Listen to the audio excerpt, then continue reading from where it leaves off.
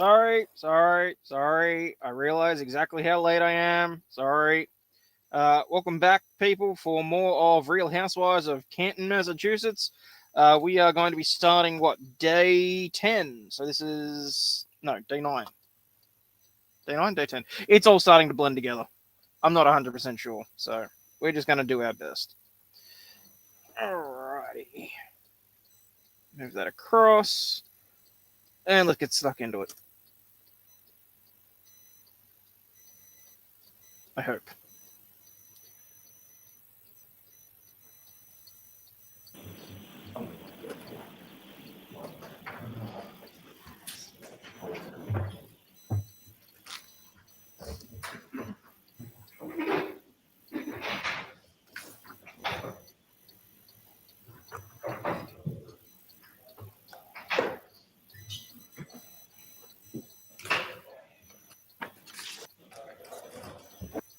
Oh no, it is day 9. Okay. Let's have that right. Alright.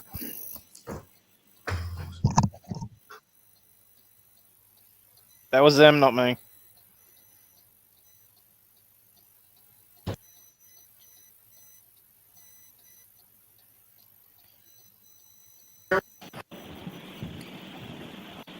Short break while the jury enters. Again, counsel. Good morning, Ms. Reed. All right. Good morning, juries. I have to ask you those same 3 questions. Were you all able to follow my instructions and refrain from discussing this case with anyone since we left here on Friday? Yes. Everyone said yes or nodded affirmatively. Were you also able to follow the instruction and refrain from doing any independent research or investigation into this case? Yes. Everyone said yes or nodded affirmatively. Did anyone happen to see, hear, or read anything about this case since we left here on Friday? No. Everyone said no or shook their heads. Thank you very much. All right, Mr. Brennan, your next witness, please. I understood that the defense informed they were still on cross-examination. I'm sorry. Okay.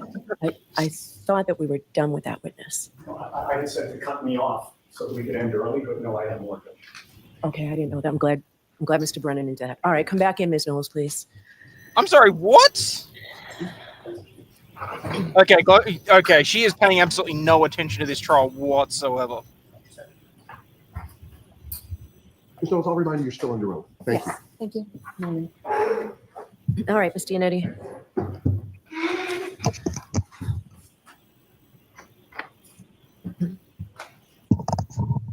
Good morning, Ms. Knowles. Good morning.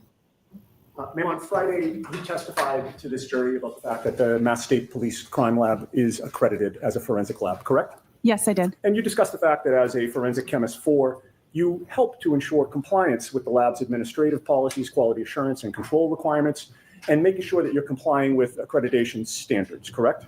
Yes, that's one of my job duties and responsibilities. You also acknowledge that in contrast to the accreditation standards of your forensic lab, the standards of a hospital lab may be different, correct? I have no direct knowledge of what the standards at a hospital are, and so I can't say whether they're the same or if they're different. I'm just unfamiliar with them. And you're unfamiliar with the standards at Good Samaritan Hospital, correct? Correct. I have no direct knowledge of their accreditation status or requirements or body. And you know that they were the ones to do the blood draw in this case, correct? That's consistent with the medical records I had available for review prior to preparing my report. And you cannot vouch for that ethanol testing, correct? Correct. I have no direct knowledge of the accuracy or reliability. My calculations are solely based on the results of the Good Samaritan lab. For instance, you don't know how the arm was prepared when the blood was drawn? Correct. I was not present, and I have no knowledge of the policies and procedures of blood draw at Good Samaritan Hospital, or this case specifically. I'm sorry, I didn't mean to cut you off. Excuse me. You can't vouch for the tubes and vials that Good Samaritan uses? Correct. I cannot. Are you aware that there was a recall on certain tubes and vials because there was a contamination determined by the manufacturer? Sustained. There should. You can't vouch for how Good Samaritan stores, preserves, and assures the integrity of its equipment, correct? Correct. I have no direct knowledge of those topics. Now, excuse me. At your lab, you do both a screening test and a confirmatory test, correct? Yes, that's accurate. The confirmatory test is a second and separate test. You rerun the same sample again, correct?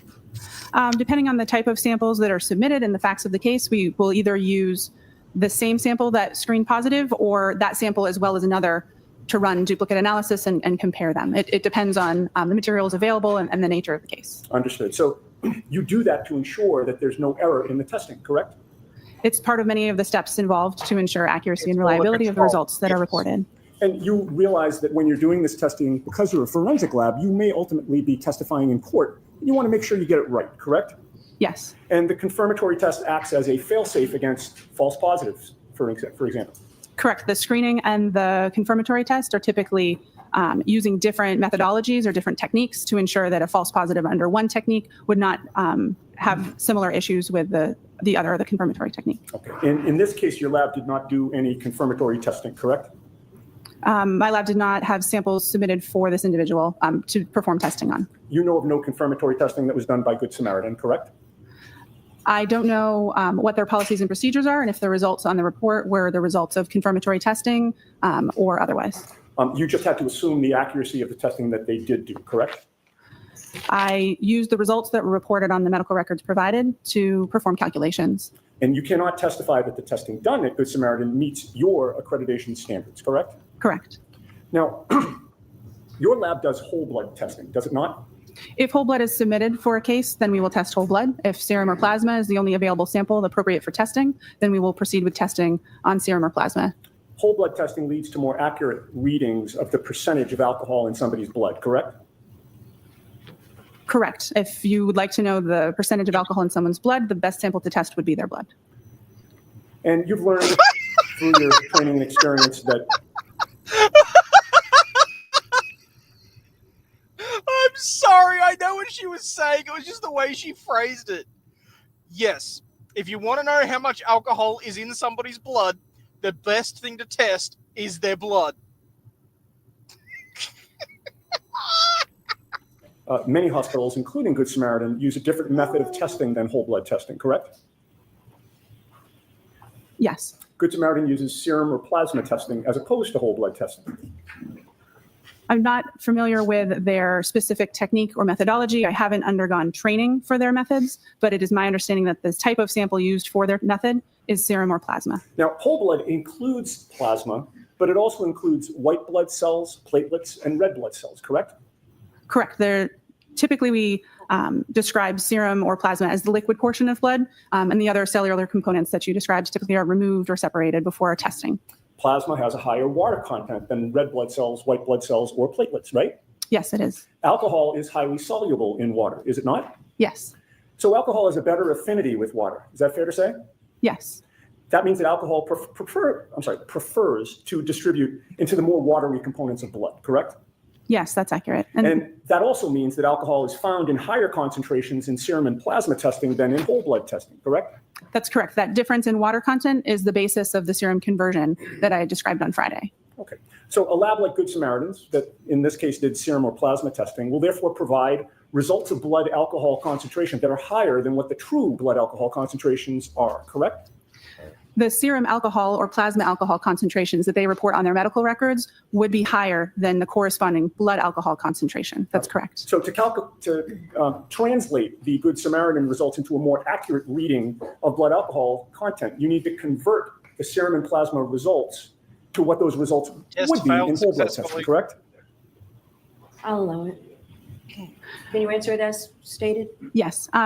The accuracy of the value isn't changed by the reading. It's a different value. It's a serum or plasma alcohol concentration versus an estimated blood alcohol concentration. So if it is helpful or relevant to know what the... You notice how the individuals that aren't directly under the prosecutor's thumb or within the gambit are able to actually answer questions that are asked of them? Is it just me? Whole blood analysis would have been if the testing had been performed on whole blood, then that conversion, starting with the serum alcohol or plasma alcohol concentration, is helpful to do. But to calculate a precise conversion rate, you'd first need to know precisely the amount of water in somebody's blood, correct?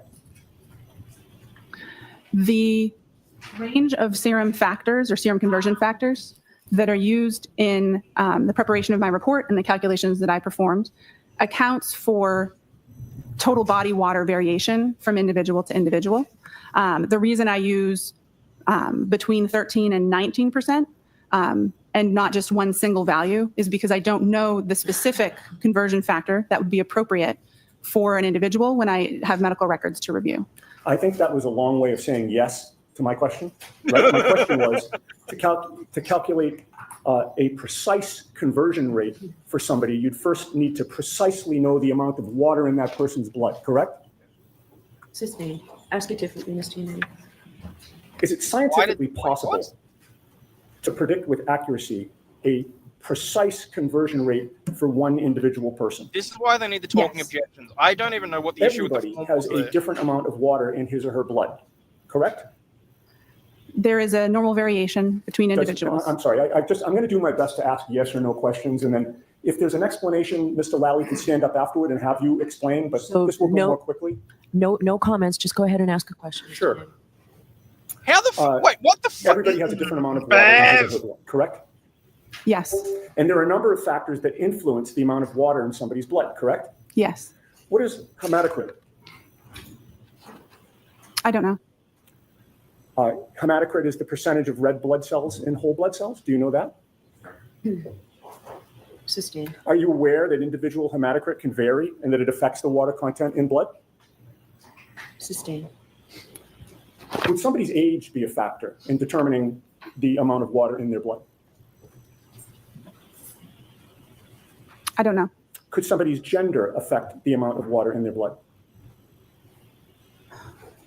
Yes. Could when somebody had eaten and what somebody had eaten before the blood was drawn affect the amount of water in their blood?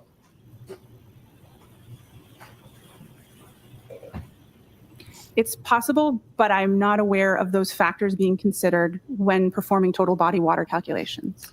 Would how frequently a person uses the restroom affect the amount of water in their blood? As it would relate to their state of hydration, it's possible, but again, I'm not familiar with performing precise calculations on individuals. It's not a routine part of my job, and it's not in the scope of my expertise. Would medications, some She's a little bit medications, snippy after he took a crack. potentially affect the amount of water in somebody's blood? It's possible, yes. And conversion factors vary significantly between individuals, but they can also vary within the same individual over time, can they not? I believe so, yes. And all of the factors that we've discussed that you've adopted can impact the conversion factor that is used, correct? Yes. And there is no one universally agreed upon conversion factor, correct? Correct. There is a range that is agreed upon, but not a singular conversion factor. Right. And the range that you used was 1.13 to 1.19, correct? Yes. You recognize, however, that with all the factors affecting the amount of water in somebody's blood from person to person, and even within one person over time, some people can fall outside the range that you used, correct? Yes. And you recognize that some studies have shown a conversion rate from serum to whole blood can be higher than 1.19, correct?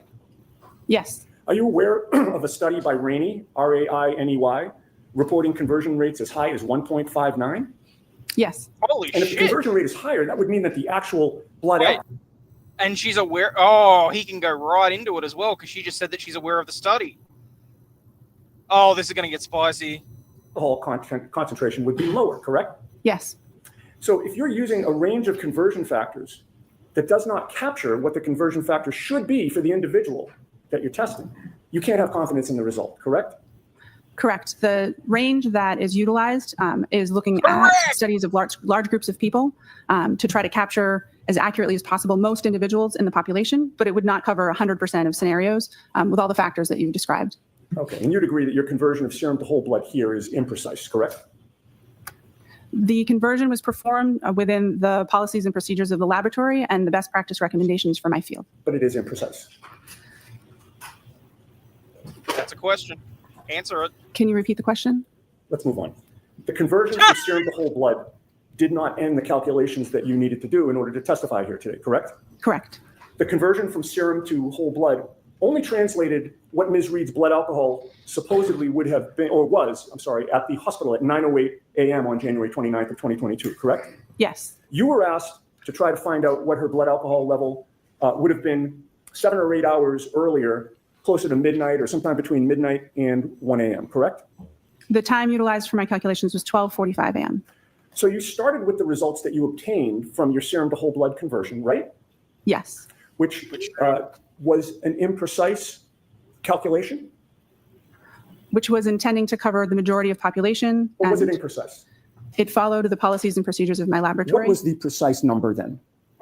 Was there a precise number or was it imprecise? The range, I'm not talking about a range. I know that you'd like to say that. Was there a precise number, ma'am?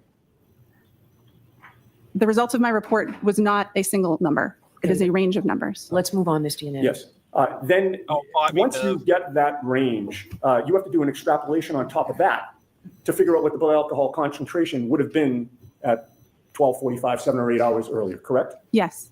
But in order, in order to do that extrapolation, you need to make assumptions about things that you do not know, correct? Yes. In terms of processing alcohol, there is an absorption phase, a plateau, and an elimination phase, correct? Yes, that's accurate and consistent with my understanding. And during the absorption phase, blood alcohol concentration can be rising, correct? Yes. And to determine whether somebody is in the absorption phase or the elimination phase, you need to know when their last drink was, correct? Say it. Yes, if you're performing that type of calculation, or if you're trying to determine if they've reached their maximum, that would be helpful information to have. The longer the time between the last drink and the test, the more variability and potential for error there is in the extrapolation, correct?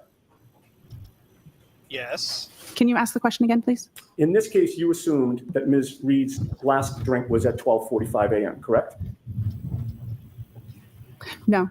The calculation assumed for the maximum calculation that no alcohol had been consumed between 1.5 and 2 hours prior to that time interval start at 12:45 a.m. Okay. And the test sorry, wasn't until 9:08 a.m.? Yes. I'm sorry, what? The calculation assumed that she hadn't taken any drinks an hour and a half prior? Doesn't that put her still at the waterfall? Doesn't that have her sneaking a drink out under her coat? Am I wrong on the timeline there? Hey-o!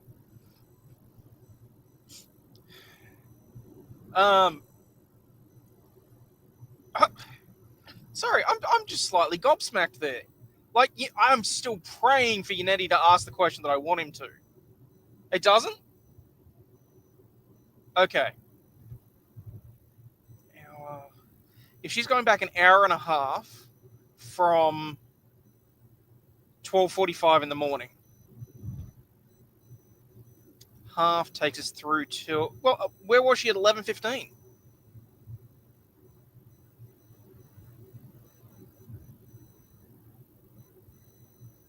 There's no way in hell it took her an hour and a half to wind up at Fairview.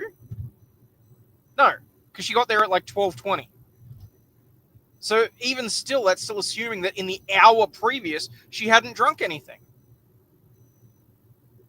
And that's all on the assumption that she didn't drink anything after going home, which they could easily allude to, and she just doesn't take the stand and they can't ask her. I know that's a dirty defense trick, but still.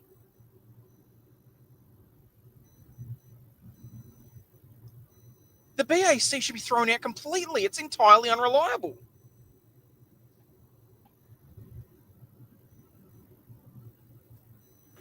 The range that you came up with was 0.14 to 0.28%, correct? Yes, 0.14 to 0.28 grams percent. And that was a very wide range, was it not? It certainly is. 0.28 is double 0.14? Yep.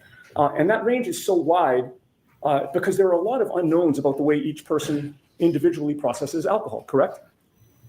There's a lot of interpersonal differences. That's correct. There are a lot of different factors that would impact somebody's blood alcohol content, correct? Like having liver and kidney function problems. Yes. Like having What MS. somebody had to eat can impact their blood alcohol concentration, correct? The contents of their stomach or what they'd had eaten recently does not impact the rates of elimination that I use for my calculation, but it can factor into the absorption part of the curve and can impact that maximum amount that's reached. Okay. Their body weight can impact their blood alcohol concentration, correct? Correct. Again, it would not necessarily, or it could be included in the rate of elimination range that I use for my calculations. The person's body weight has more to do with, again, the absorption, the maximum concentration, the first parts of the curve, and not the elimination portion that we're discussing when we're doing retrograde extrapolation. And the first word of your answer was correct, right?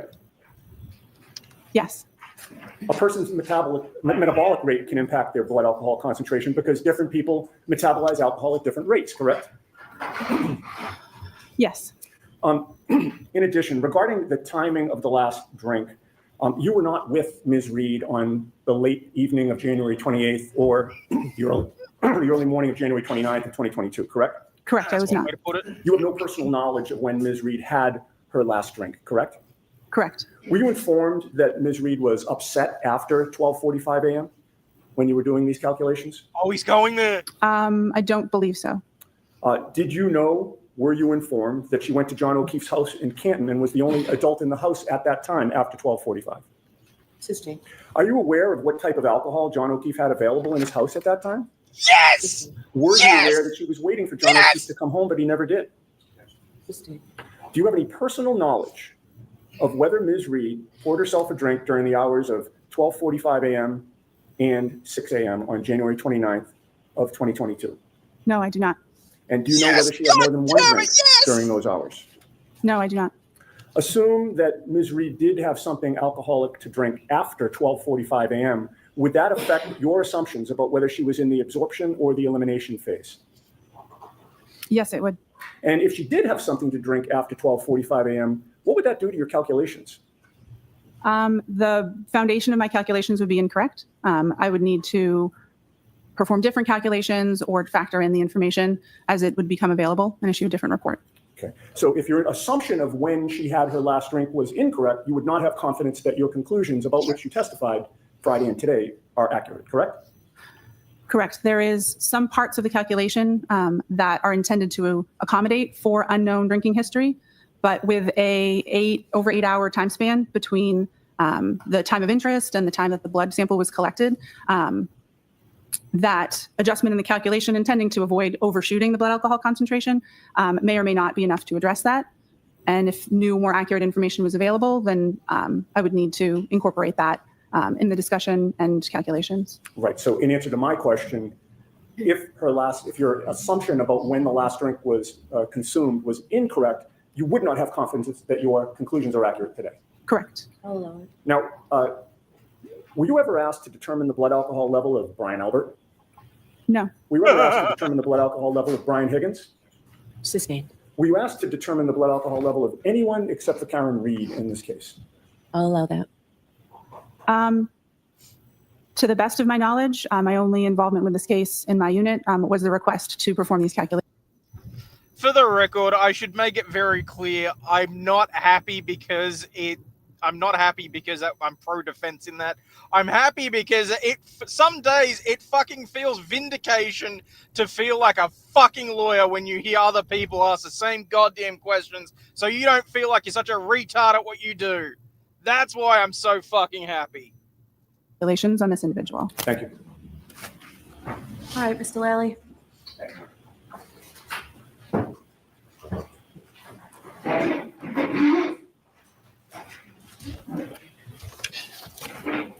Morning, Ms. Knowles. Good morning.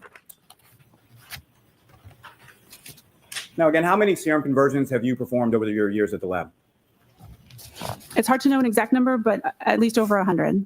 And the ethanol reading or the alcohol reading within Ms. Reed's medical records that you testified to previously last week, what was that reading again? 93 milligrams per deciliter. And that reading in milligrams per deciliter, is that typical for how you would see alcohol recorded in hospital records? Yes, it is. And specifically hospital records that you would then be asked to perform a serum conversion on? Yes. Now, with respect to your calculations in this case, did you perform these calculations consistent with how you have done in each and every prior instance within your work at the lab? Yes, the serum conversion factors have been adjusted since I first started doing these, but the same type of math was performed, and I'd used the approved conversion factors that are published in our protocols with each one that I did. Now, what is the difference between whole blood and serum? Whole blood is blood as we think of it with both the liquid and the cellular components as it exists in our bodies. Serum is the liquid portion of blood after those cellular components have been removed. And how does the difference between them impact your testing or your calculations?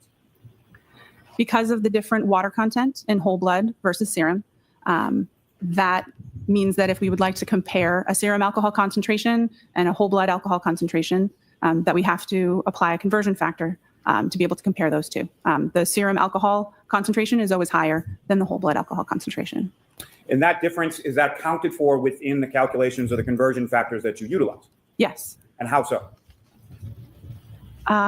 The conversion factors, by dividing by 1.13 and 1.19, can adjust for the difference between the water content and therefore the serum and whole blood ratio that's observed in studies.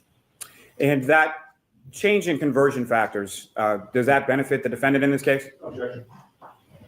I'll allow it. Or ask it differently, Mr. Sure. Chairman. The change in conversion factors recently implemented in your lab and your protocols, who does that benefit? The question of benefit depends on the context. Speaking to the math, dividing by a larger number means the resulting number would be smaller. So the whole blood alcohol concentration numbers would be smaller when using the current between 13 and 19% factors, as opposed to the previously used between 12 and 18% factors. Now, these conversion factors, where again do they come from?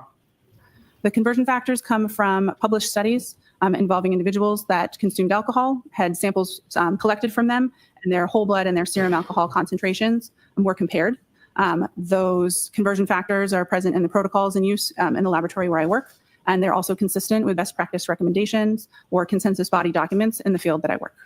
Now, you were asked on cross-examination about a number of different factors. Are those factors incorporated within the conversion factors in the published scientific literature supporting those conversion factors?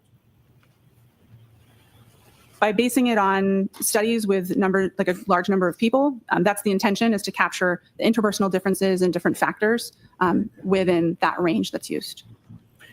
Now, if you know how much in the elimination phase, as far as bladders are concerned, how much loss of alcohol is concerned in the elimination phase with reference to bladder loss? I'm sorry, can you repeat the question? I don't think I understood the Poor question. Let me phrase. rephrase. So you were asked some questions on cross-examination about how frequently someone uses the restroom in the elimination phase, correct? I believe I was, yes. Right. And do you have any idea from your training and experience as far as how much alcohol is typically lost by an individual during the elimination phase through the bladder? Objection. Do you know that? I do. Okay, you can answer it. Less than 5%. The vast majority of alcohol is eliminated from the body by an enzyme that breaks it down from alcohol into carbon dioxide and water. I can't remember exactly how much is generally eliminated, but I believe it's less than 5% of the total blood alcohol concentration. Now, you were asked about whether or not the defendant had a drink after 12:45 a.m. Do you have any evidence that the defendant did, in fact, have any alcohol to drink after 12:45 a.m.? Objection. Sustained. If there was a drink at approximately 1 a.m., what kind of impact would that have on your calculations? It would depend on how much had been consumed. If any alcohol had been consumed, then it would adjust the calculations depending on that information. And what I'm asking, Ms. Knowles, is if there is a slight differential in the time of incident or last drink, how much impact would that have on the range that you're able to calculate? I'm not sure. Now, you testified as far as the range being on the retrograde analysis being between a 0.14 and a 0.28, correct? Yes, I did. Are you aware what the legal limit is in Massachusetts? Objection. I'm going to sustain that, actually. Why is it? I'm going to varying? sustain that, actually. Because there is such variation between individuals with their rates of elimination, the calculation used both a sort of extreme low and extreme high rate of elimination, and because we don't know the individual's rate of elimination, that range is intentionally wide to ensure that the actual blood alcohol concentration lies somewhere between it. It's intending to account for a lot of the factors that we've been discussing. It's intentionally a wide range because there are so many unknown factors, and it was so much time that had elapsed between the the time of interest, and the time of collection. And based on your calculations, as far as the 93 milligrams per deciliter, what does that convert to as far as the blood alcohol concentration for the defendant at 9:08 a.m. on January 29th? 93 milligrams per deciliter in serum alcohol. Specifically for us, Burberry's absolutely to get tossed if they were trying to do a DUI, and I think that actually might be why they haven't just added a driving while under influence charge. But specifically for us here in Victoria, because they wouldn't be able to prove at the time whether or not she was high, mid, or low range, and it was done like 8 hours later, yes, it would get tossed, in my personal opinion. Alcohol concentration would convert to between 0.078 and 0.082 grams percent. And from your calculations and your retrograde analysis, what was the range that you were able to calculate for the defendant's blood alcohol concentration at 12:45 a.m. on January 29th? Between 0.14 and 0.28 grams percent. And 0.14, 0.28, and every number in between is higher than 0.08. Is that correct? Yes, it is. Dr. Crowley. No further questions. All right, Ms. Knowles, you're all set. Thank you very much. All right, Commonwealth's next witness, please. Or Commonwealth calls Ryan Nagel.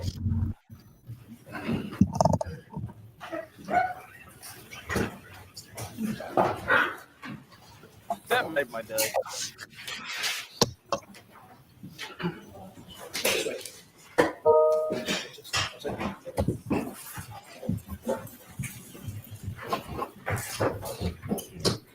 I don't know if I can take these sunnies off.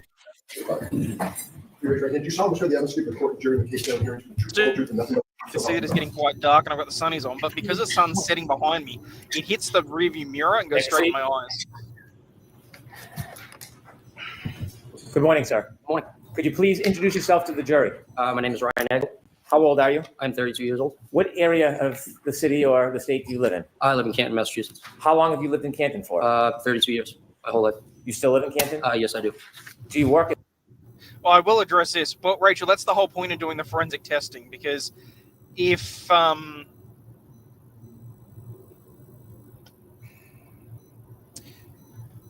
go home and have a drink, then it kind of becomes a little bit difficult.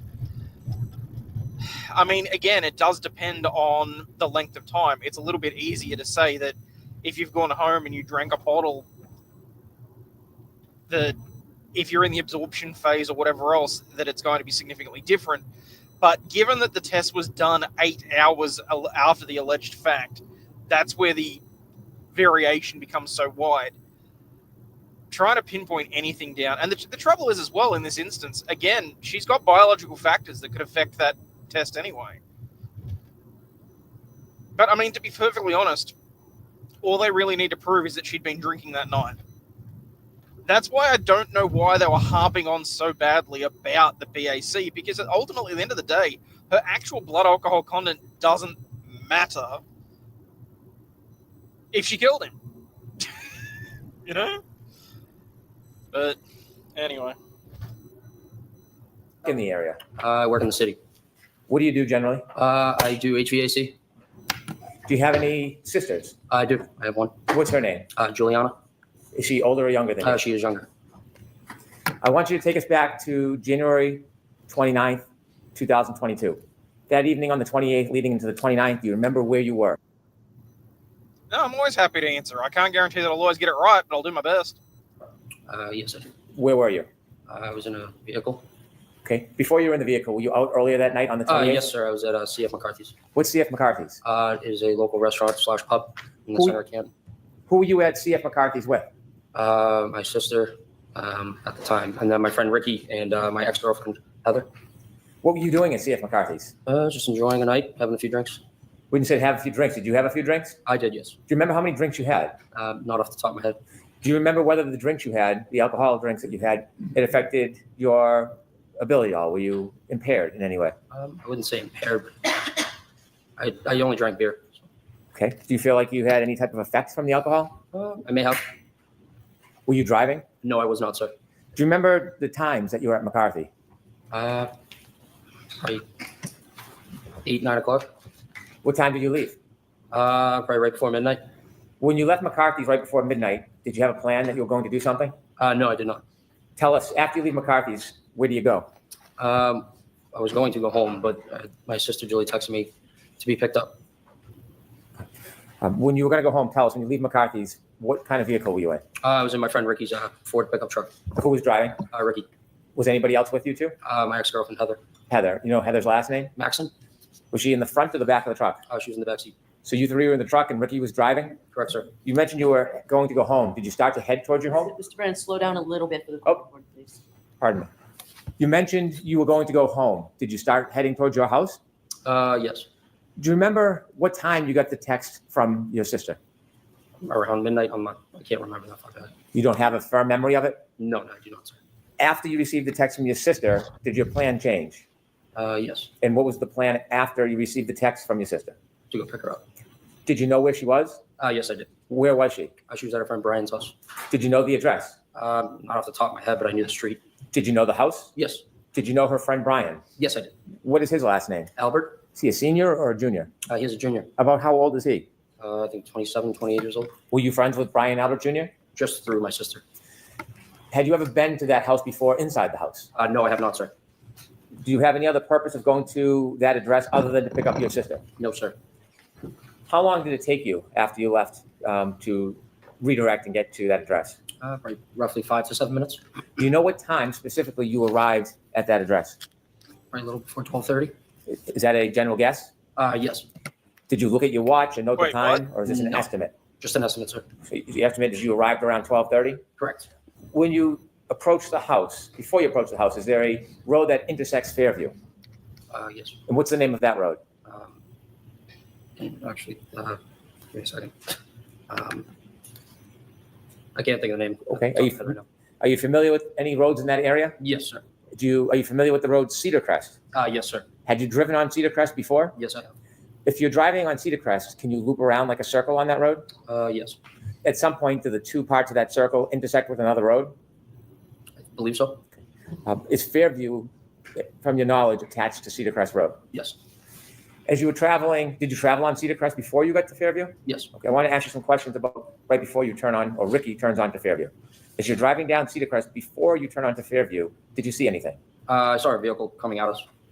Not directly at us, but obviously traveling on the other side of the road. Okay. And where was that vehicle traveling towards? Us, and then they put their blinker on to take a right. And For them to take a right.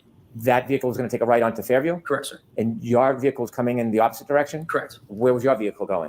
Taking a left onto Fairview. Did you both meet at that intersection? Yes, roughly around the same time. Who turned onto Fairview first? The other vehicle. How did that happen? I believe Ricky flashed his lights to let them go. Did you see the other vehicle? Yes. Do you remember what kind of vehicle it was? That was a black SUV. When that car turned right onto Fairview, how long after did Ricky turn left onto Fairview? Seconds. When you came to that intersection and met that car, when Ricky blinked his lights, could you see inside that SUV? Say that again? When you came to the intersection at Fairview, Mhm. and you said that the driver of your truck, Ricky, blinked his lights, could you see anything inside the SUV? I wasn't really looking. After that SUV turned right onto Fairview and Ricky turned left onto Fairview, who was in front of who? The other vehicle was in front of us. Was the other vehicle in front of you the entire time you saw it? Yes, sir. Did Ricky ever drive and park in front of that vehicle? No, we were behind them. Always behind it? Always. When Ricky pulled up to Fairview, where did he stop? Right in front of the driveway of the Albert's house. You were in the front passenger side of the truck? Correct, sir. If you looked directly outside that window, what would you have seen? The driveway and the house. The other vehicle, did it stop at the driveway? No, it was probably like a car length in front of us. It was in front of you. Correct, sir. Did you ever see that car stop at the driveway? At the driveway, I don't recall. Did you wait before you got to Fairview, or did Ricky drive directly to Fairview after he took the left? Well, he turned the left onto Fairview. Okay. Did he wait, or did he drive directly to Fairview? He drove directly there. The car in front of you, did you ever see it move behind you in front of the driveway? I was in front of me the whole time. And so I'll ask the question again. Did you ever see that SUV stop at the foot of the driveway? No, but I did see the brake lights. It looked like it moved, but it wasn't. So the brake lights are on. They released them and then stopped again. So probably moved another car length up. He saw How the many brake times lights? did you see the brake lights on? Just once, sir. Were they red? After you stopped at the foot of the driveway, did you keep your attention on that SUV? Not really, no. I was more concerned about my dipshit, sister. you're on So you weren't camera. studying it? No. Were you making any notes or trying to mark its direction of travel? No. But you do know, or do you have any doubt that it was in front of you the entire time? Yes, it was. When you pulled to the driveway, did you go in to see your sister? No. What did you do? I Yes, texted I her did your saying we're reverse, here, thank you. and she came out, opened up the door. She looks at me and Rick and said, "Hey, do you guys want to come in? For a drink or whatever." And I looked at him, looked in the back seat, asked Heather. We said, "No, we're all set. We're gonna go home." And so she decided to stay. So the idea was to give her a ride home. You did not give her a ride home? Correct, we did not. Let me ask you some questions. Before your sister came out of the house, do you remember how long you waited for her? For roughly 2 minutes. In its entirety, how long was that truck parked at the foot of the driveway in front of Fairview? Probably closer to 5 minutes, sir. Is that an estimate? Yes, I'm just guessing from what I can remember. Did you mark the time in any way? Look at your watch in any way? No, sir. That's your general memory? Just roughly trying to remember. When you looked up at the house, did you see there were more than one door? Yes, there were Do two you remember? doors. Yes. Do you remember what door your sister came out of? She came out of the side door, which is to the left of the garage. Did you watch her? Yes. Where did she walk? From where to where? She walked out of that door down the driveway towards us. When she reached you, how did you have a conversation with her if you were in the truck? I opened the door, my passenger door. As you were speaking with her, were you watching anything else, or was your attention directed to your sister? Nope, just on my sister. At some point after your sister turned to go inside, did you wait for her, or did you leave right away? Or did Ricky leave right away? We waited for her to get back into the house. At any point before your sister went back in the house, did you see any lights, like dome lighting, come on inside that SUV? Yes, I did, sir. Before or after your sister went in the house? Roughly like as she was getting in the door. Before you ended your conversation with her, did you see the dome light go on in that SUV? Say that again, sorry. Before your sister left the driveway, did you see any dome light on in the SUV? No, I wasn't looking. Your sister began to walk back to the house. What was your direction? What was your attention focused on? Mainly on her. We were pulling away from the driveway and kind of just glancing back over at Julie to make sure she got in. When your sister went back up the driveway to go in the house, when was the next point you had any chance to see the SUV? When we were passing it. When you were passing the SUV, where was it located in relation to the house, flagpole? Directly in front of the house. Was it anywhere near the flagpole as you drove by? Probably like a car length from that. A car length from the flagpole? Yes, give or take. Is that the middle, right, or left side of the house? That would be towards the left side of the house. As you drove by that SUV, what was your primary focus? My sister, sir. Like watching her get in. You were being attentive to her getting in? Correct, sir. As you watched her get in, did you glance or see anything else in your vision as you were watching your sister go to the I house? saw that there was a woman in the driver's seat of the black SUV in front of me, sitting there with her hands on the steering wheel at 10 and 2. Did you get a good enough look that Wait, you what? remember who that person was, or was it too brief to It identify was the person? too brief, sir. You saw the person in the SUV with their hands on the wheel. How did you see them inside the car? Their dome light was on. Do you know how a dome light comes on in a vehicle? Yes, sir. Either you press it yourself or if there's a door open. When you had the glance or the glimpse of the woman in that SUV holding the wheel, you said 10 and 2? Correct, sir. Could you describe for us what that means? Just like a clock, just the hands on the clock, like 10 and 2. 10 and 2. Dipshit.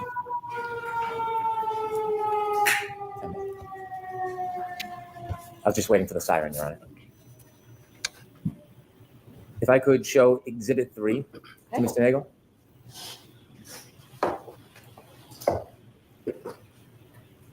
Sir, do you recognize that address? Yes, sir.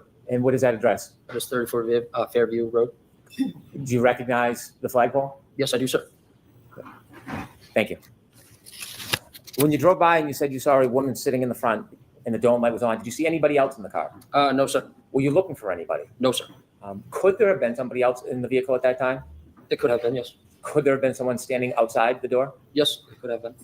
When you saw the person, were you studying the person? No. How long of a time did you have to take a glimpse of that person? 5-10 seconds, maybe. Now, I want to ask you some questions about the entire time you were parked at the foot of the driveway until the point that you left Fairview. From when you first stopped at the driveway at Fairview until the point that you left and were no longer in front of that property, did you ever see any person get out of that SUV that was in front of you? No, I did not, sir. Did you ever see anybody, any man, ever cross the front yard towards that home? No, I did not, sir. Did you ever see any man ever enter or stand in that front door? No, I did not, sir. Did you ever see anybody walk across the front yard to the side door? I'll allow it. No, I did not, sir. Did you ever see anybody enter that side door other than your sister? No, I did not, sir. As you were parked at the driveway the entire time, that generally 5-minute time, did you ever see anybody get out of the SUV and walk down the street towards the driveway? I'll allow it. No, I did not, sir. Did you ever see anybody walk past your truck and up the driveway? No, I did not, sir. Did you ever see any person other than your sister outside of those vehicles the entire time that you were at Fairview? I'll allow it. No, I did not, sir. Okay. Did you see a body on the lawn at any point? Eddie?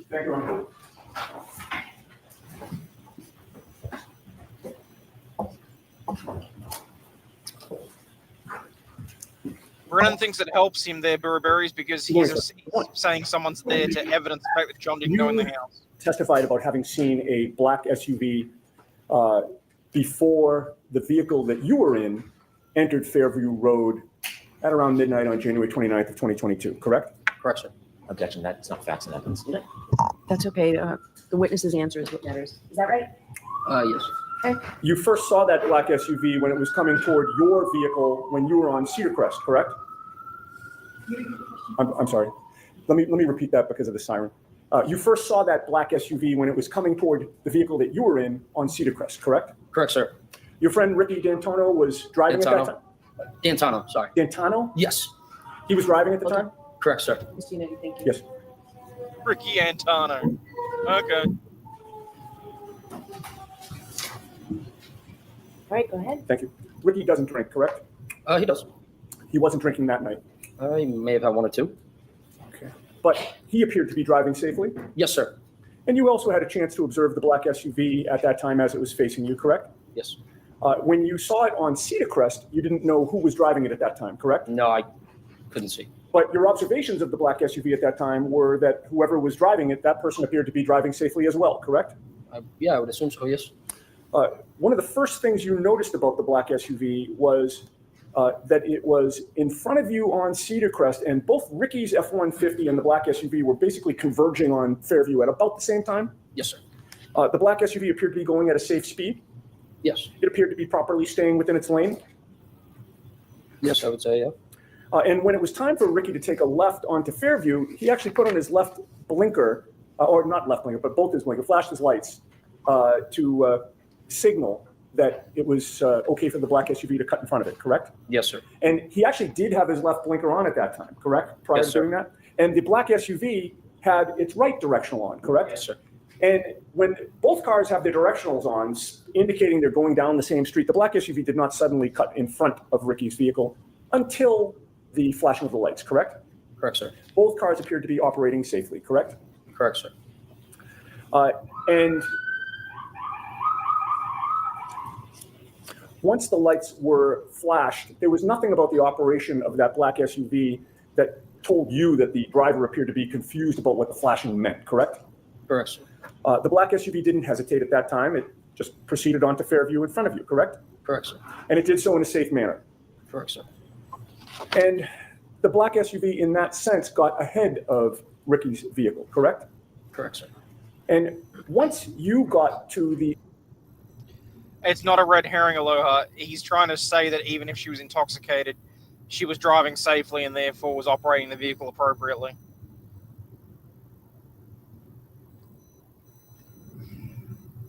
It's an interesting little tangent. I don't know that it matters quite as much. What I want to know is this guy's timeline compared to the health data that shows the steps. Like, I really hope at some point they do a timeline to lay all this out.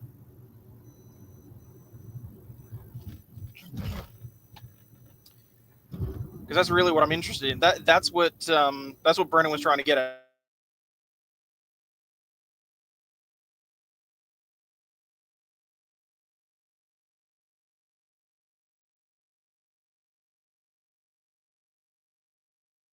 What he's trying to say,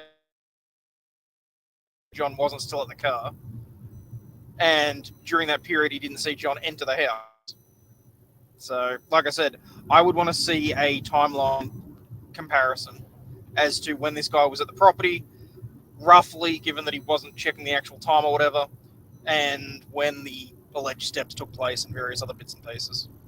The Albert home, you noticed that the black SUV was parked outside the Albert home, correct? Correct, sir. And at that time, the snow had not yet started sticking to the pavement, correct? Correct, sir. You could see the pavement in both the driveway and the street. Correct, sir. You could also see the grass on the lawn. Yeah, for the most part, yes. The snow was only just starting to accumulate on the grass, correct? Correct, sir. And with that little snow on the ground, you saw no tire marks behind the SUV, correct? No, sir. In fact, you saw no tire marks in the street at all. Correct, sir. May I have the map displayed, please? Is it in evidence already, Mr. Yannetti? May we approach? Okay.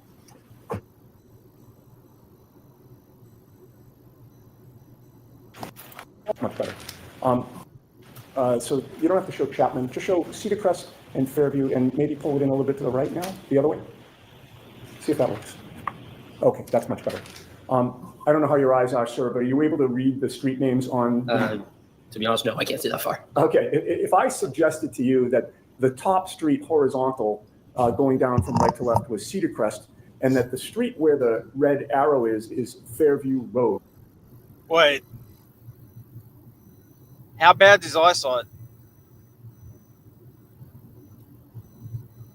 More to the point, how big's the writing that's on the map that's being displayed? Because that could be problematic for both the prosecution and the defense for the arguments they're trying to get out of this guy. Would that orient you? Yes, sir. And would it be fair to say that before you actually were coming down Cedar Crest Road as you look at this map from right to left, correct? Correct, sir. And in that sense, you were traveling west on Cedar Crest, correct? Yes.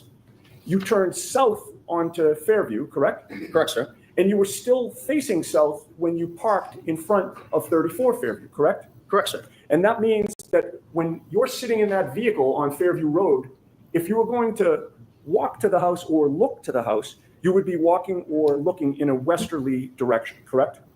From where I was in the vehicle? Yes. Yes. So to my right, yes. Okay, and so when you were looking for Julie to come out, you were looking to the west?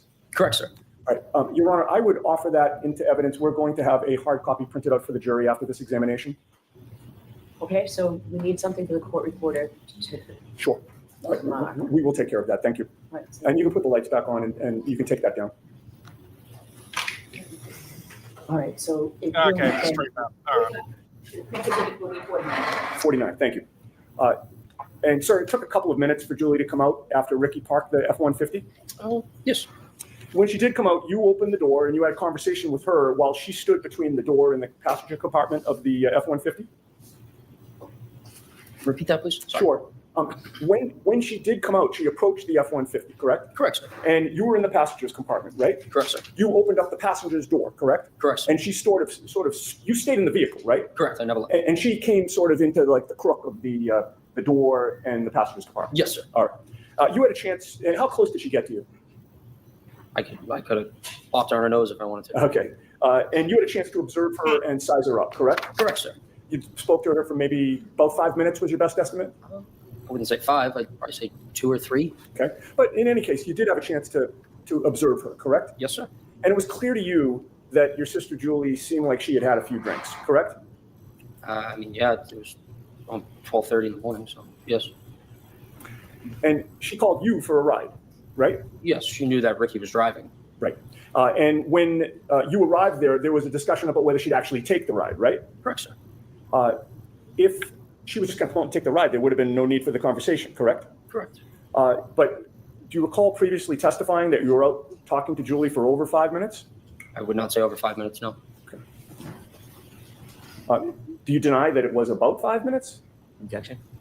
I'll allow it. Do you deny it was about 5 minutes? It could have been. Okay. I'm not.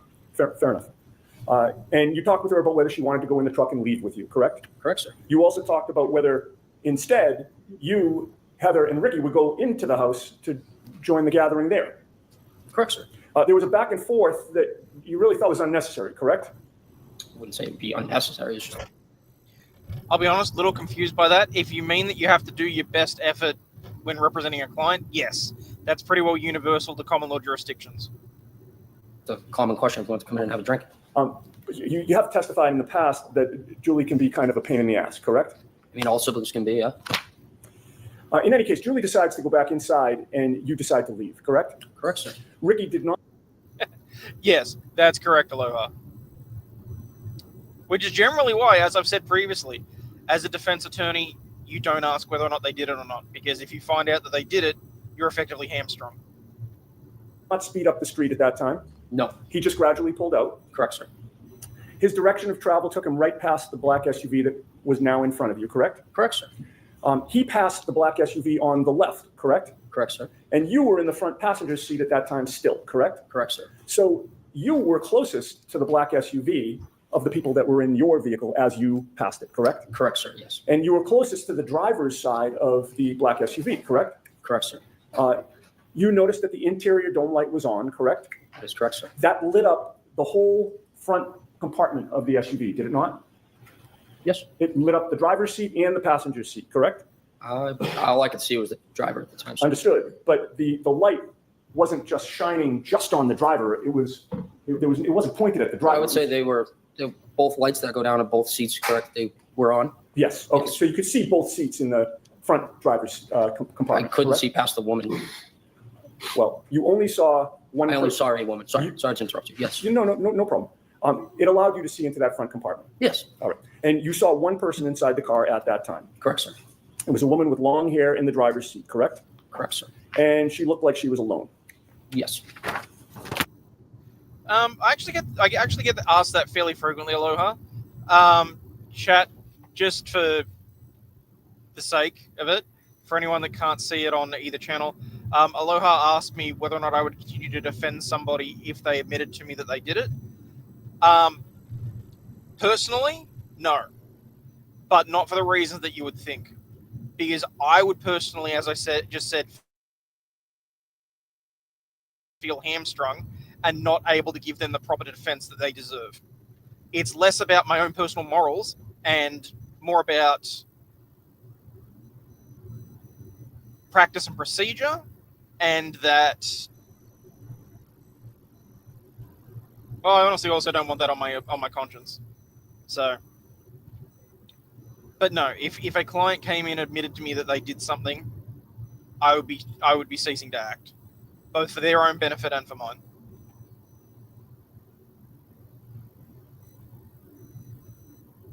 You didn't see anybody else in the SUV. No, I did not, sir. You certainly didn't see a 6'1" man in the SUV in the passenger seat, correct? Correct, sir. In fact, you saw that the passenger seat was empty. Correct. Okay, so at this point, John's already out of the car. The woman in the passenger seat was staring straight ahead, correct? Not in the passenger seat. I'm sorry. Driver's seat. Thank you for catching that. The woman in the driver's seat was staring straight ahead. That is correct, sir. You didn't see her Thank you for the super lips chat, moving Aloha. as if she were talking, correct? I wasn't looking for that. you Just happened did- to see a woman figure with her hands like this. Okay. Facing straight. Correct, sir. You had no music on in Ricky's truck at that time, correct? No, sir. Ricky had turned the music down when Julie came out so that you could actually speak to her, correct? That is correct, sir. And when you got close to that SUV while you were passing it, you didn't hear any arguing there, correct? Correct. You didn't hear any yelling, correct? No, I did not. You didn't hear any screaming? No, I did not. You heard no noises within that SUV at all? No, I did not, sir. I have no further questions. Thank you. All right, Mr. Brennan. What do you got for us, Spanky?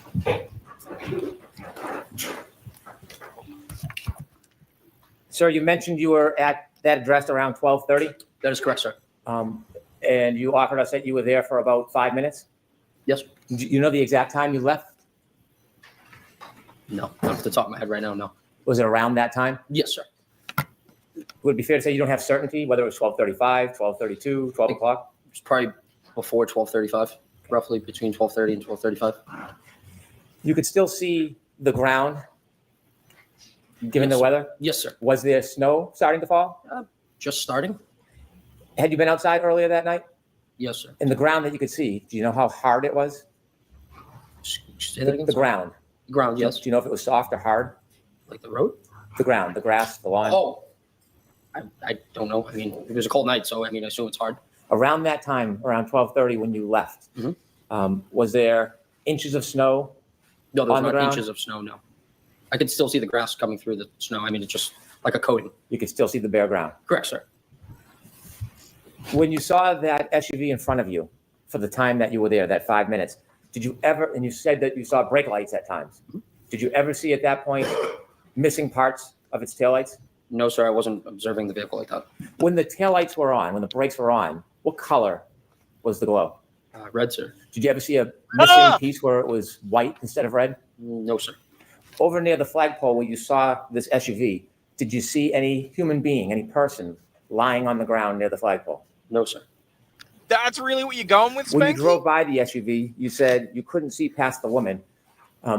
Could you see inside the SUV when you drove past?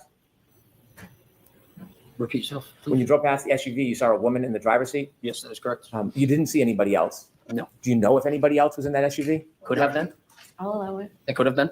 From when you were driving by the SUV and you could see inside the driver's seat and saw the woman, could you see on the other side of the SUV if there was anybody standing on the other side of the SUV? No, sir.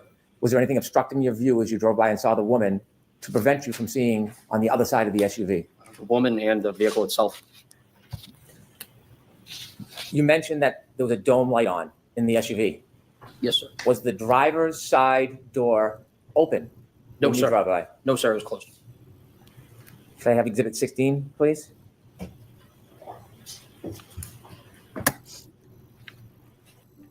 Okay, for those of you following along, the reason that he asked that question is because he's alleging that the tail light was so badly broken that it was showing white after she allegedly hit John O'Keefe.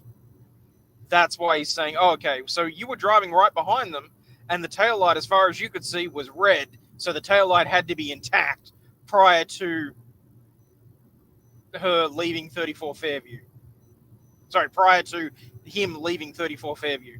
And therefore the damage to the car can't have been from reversing into the other vehicle.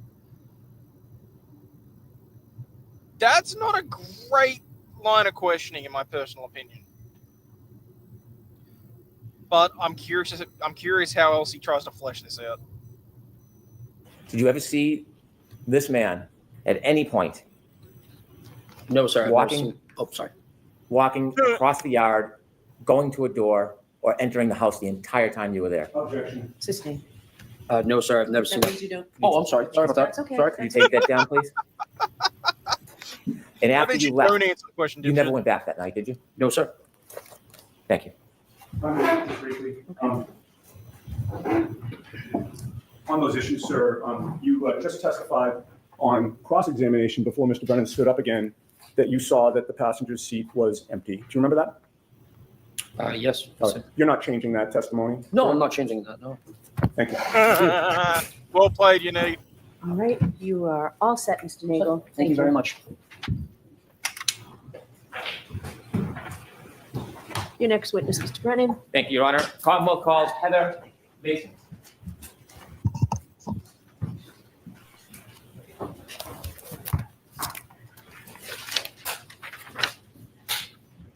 Damn it, I went jumpy. Heather who?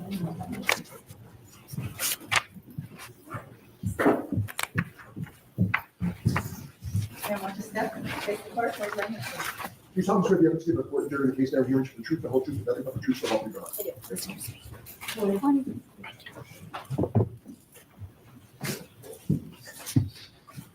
No, Whenever so you're ready. Brennan's argument after Thank you, Your that, Honor. Brennan's argument out of all of that was that John O'Keefe must have been standing beside the SUV and that the accident took place after the guy and his friend left, after they drove away. Again, like I said, I'd want to see the timeline as to when John was allegedly moving around. Good morning, ma'am. Good morning. Could you please introduce yourself to the jury? Hi, I'm Heather Maxon, M-A-X-O-N. How old are you? I'm 31. Do you live in the area? I do. Sounds How long cute. have you lived in the area for? My whole life. Do you know a person by the name of Ryan Nagel? Yes. And how do you know him? I dated him a few years back. I want to have you take us back a few years to Sure. January 28th, during January 29th, 2022. Do you remember that evening? Yep. Where were you earlier that evening on January 28, 2022? We were at Ryan's parents' house, just hanging out. Whose parents? Ryan's. Right. Were you with anybody else besides Ryan and his parents? Eventually, we met up with friends Where? at local restaurants. Did you end up at one restaurant or bar in particular at the end of the night? We were first at C.F. McCarthy's, and then we went over to the hillside. Were you drinking? Yes. Do you remember about how many drinks you had? No. Did the alcohol affect your perception or your memory at all? Most likely, yes. Do you feel like you were impaired in any way? I believe so, yes. After you left the establishments, after they closed, did you go somewhere? We went to pick Ryan's sister up, Julie, from a friend's house. She needed a ride. Before you went to pick Ryan's sister up, did you have other plans before that? Sorry, could you repeat the question? Yes. Before the decision was made to go pick up Ryan's sister, was there other plans that you were? No. Okay, that was just the plan to Yeah. go get her? Yeah. Do you remember generally or specifically what time that was? Late midnight? Do you remember the time exactly? No, Is there any marker in your mind that would help you remember exactly what time it was? not necessarily, no. So is that a generalization or a guess? Yes. When you went to pick up Ryan's sister, do you know where you were going? No. Were you driving? I was not. Who was driving? Our friend Ricky, Where were you sitting? in the back seat. And what kind of vehicle was it? It was a truck. Are you familiar with the area? Not necessarily, no. Do you remember at some point taking a turn onto the road Yes. that had the house where you were going to arrive? Yes. How do you remember that? Just a visual bystander, and I'm aware of my surroundings, I'd say. Did anything happen that made you remember the turn before you got onto that road? There was another vehicle also on the road coming from the opposite direction, and we had let that other vehicle turn onto the road before us. Describe in a little detail what happened at that intersection. So I don't recall the name of the street that we were on before we took the left onto the street that the house was located, but the car coming from the opposite direction was taking a right onto the same street, so we had somewhat yielded to the car coming from the opposite direction to have let them take a turn onto the street before us. Did you see if the driver of either vehicle gave any indication to the other vehicle who should go first? I don't necessarily recall, but I'm assuming maybe I don't want you to assume. That's okay if you don't recall. Sure. Who turned first onto the road, Ricky or the other car? The other vehicle. The other vehicle, do you know what type of vehicle it was? It was a big, like SUV, a bigger car. The SUV turned before you? Yes, Before or when the SUV turned, did you get to see inside the vehicle? I did see inside the vehicle, Could yes. you describe for the jury what you remember seeing? I saw a male and a female inside the car. Where was the female? The female was driving and the male was in the passenger seat. Was the male in the front passenger seat? Yes. Were you able to recognize either the female driving or the male in the front passenger seat? I don't think this is going to Recognize- go the way that Brennan thinks it is. I'm not sure if I understand the Did question. you know who they were? No. Strangers? Yeah. When they turned and then Ricky turned after them, how far ahead of Ricky were they? Maybe 100 feet. Could you see them the entire time? No. When you drove to Fairview, how long did it take after the turn? A couple minutes. It took a couple minutes to get from Cedar Crest to Fairview? Oh, That's maybe. okay. Yeah, I'm not sure. Okay. When you arrived at Fairview, where did Ricky stop? Outside the house on the street. Do you remember where on the street in relation to the driveway? No, The other vehicle, the SUV, was it in front of you or behind you when you stopped? it was in front of us. When it was in front of you, did you notice anything about the vehicle? No. Did you notice anything about its lights? No. Did you see whether the interior light, the dome light, was on or off? I did as we were leaving. Before you left, No, did you ever see that dome light come on? No.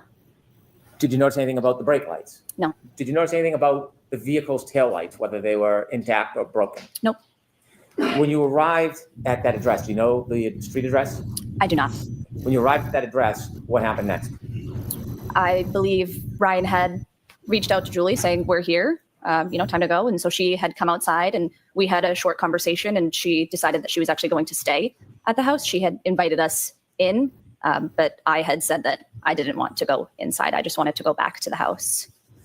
From the time you first arrived at that address and until the time you left, did you ever see anybody get out of the SUV that was in front of the truck? I did not. Did you ever see anybody travel across the front yard to the doorway from that SUV? Nope. Did anybody ever walk by on the street, walk by the truck in front of you or behind your truck and walk on the driveway? No. Well, besides Julie, sorry. Julie. Julie is the only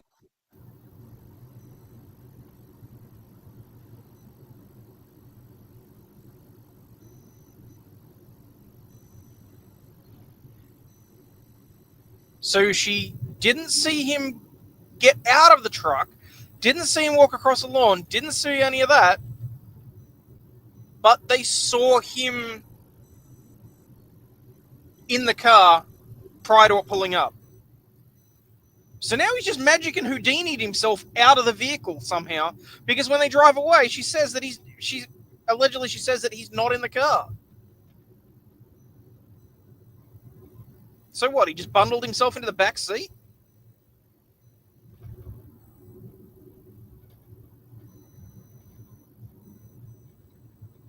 So the 36 steps starts at 12:32 a.m.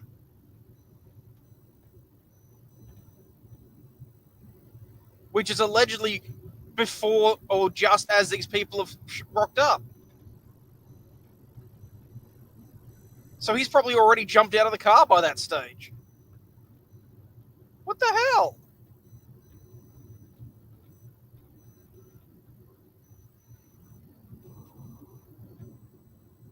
Only person that you saw in the driveway that night, Yes. and then you left? Yes, When you left, did you drive by the SUV? we did. When you drove by, what were you looking at? My surroundings. Okay. What did you see? I saw the female that I saw beforehand, also still in the car, Where did you see her? in the driver's side. Was there at that point any lights on inside the car? There was, yes. Which The light? dome lights, Was the driver's side door open? not to my knowledge. Did you see anybody else inside the SUV? I did not. Was there anybody else inside the SUV? Oh, so you didn't see anybody inside the car? Besides the driver, no. Okay, next question. Do you know whether there was anybody else inside the SUV at that time other than the driver? No. Did you look in and study the interior of the SUV? No. How long did you look inside the SUV for when you passed? It was just passing, so I don't know, a couple seconds. Did you see if there was anybody or a man standing outside the door of the SUV? I did not. I'll allow it. Outside the door? No, Did you see anybody lying on the front lawn? no. Thank you. I have no further questions. That sounded more and more like he made it into the house to me.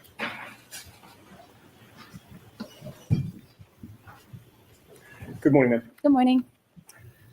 Before Ricky turned onto Fairview Road, you saw the SUV in front of Ricky's truck, facing it, taking a right-hand turn in front of you, correct? Correct. And at that point, you had an unobstructed good look at the driver and the front passenger, correct? Correct. And you could see that there was a female driving and a male in the front passenger seat at that time. At that time, yes.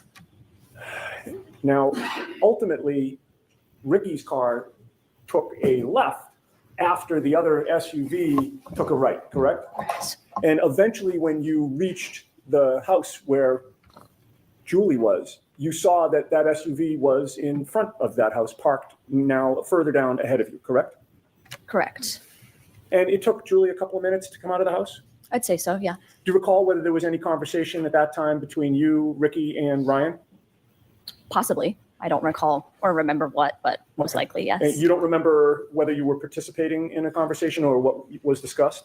Not necessarily, no. You had your cell phone with you that night? I did. Like many of us, is your cell phone something that you tend to check when you're bored or there's a break in a conversation or you're not actively engaged in a discussion? For sure. And while you were waiting for Julie to come out of the house, do you recall whether you were checking out any web page or Instagram or text message or app on your cell phone? I don't recall. Can you testify with certainty that you were not checking your cell phone during that period of time? Not with certainty, no. And so you can't say for sure how long, if you did check your cell phone, you would have been looking at it while waiting for Julie, correct? Correct. And no one's asked you for your phone so that they can analyze what you were doing during that period of time outside 34 Fairview, correct? Correct. All right. Well, you testified that you didn't see anybody get out of the SUV or approach the house, correct? Correct. You obviously don't know what did or didn't happen before you, Ricky, and Ryan arrived there, correct? Correct. While you were parked near the driveway, you weren't thinking that you had to watch the SUV every second in case you were later asked to describe what was going on with that vehicle, correct? Correct. And that SUV was the same vehicle that you recognize as previously having a female driving and a male in the passenger seat, correct? Correct. And as far as you know, you didn't know either of them at that time? No. Fair to say that what they were doing was their business and you weren't particularly interested in what they were doing, correct? Correct. You were there to pick up your boyfriend's sister, correct? Yes. It was late and you were tired. Very much so, yes. You'd had a good amount to drink. Mhm. You did not want to continue to drink and socialize, correct? Correct. Fair to say you were looking forward to ending the night at that point? Yes. And so you were more focused on hopefully getting Julie in the car so you could leave than anything that was going on in the SUV, right? Yeah, exactly.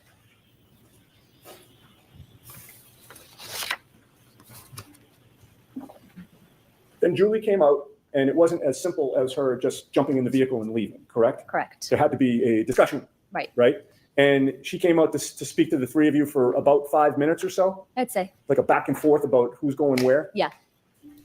And when Ricky was pulling away, you looked over to the SUV and you saw that the interior light was lighting up the front compartment, correct? Correct. And it was then that you looked over and you saw a female in the driver's seat, correct? Yes.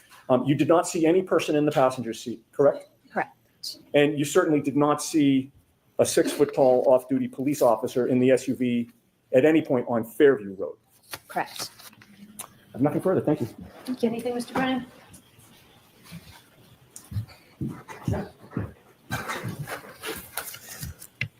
When Ricky was speaking to Julie and you were in the back cabin of the truck, what direction were you facing? I don't recall. Were you paying attention to the conversation with Julie? I was probably in and out of the conversation, yes. Were you facing the direction of the house in the SUV, or were you facing the opposite direction? I don't think I was facing the opposite.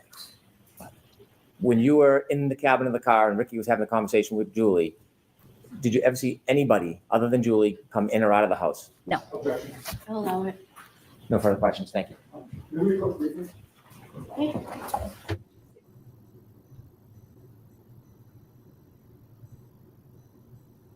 Hey, Goldfish.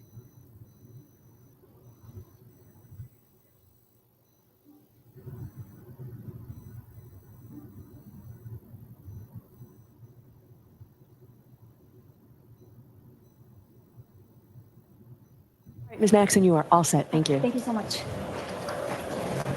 Mr. Brennan, your next witness. The Commonwealth calls Katie McLaughlin. Okay. Oh, God. Sorry, this. This bitch. I completely forgot that I was going to have to sit through her testimony again. Oh, why would someone that she knew in high school cover for her? I don't know, maybe because there's recent photos of her being part of being around for the wedding and being friends and all this sort of shit. Oh, man. I can't stand this chick.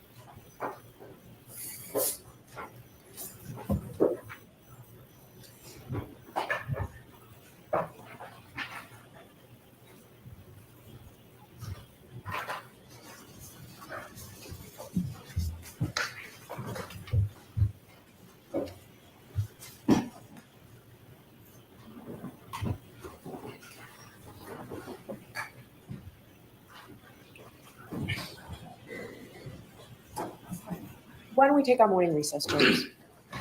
Take 20 minutes. All rise, please. Jurors, close your notebooks and follow me.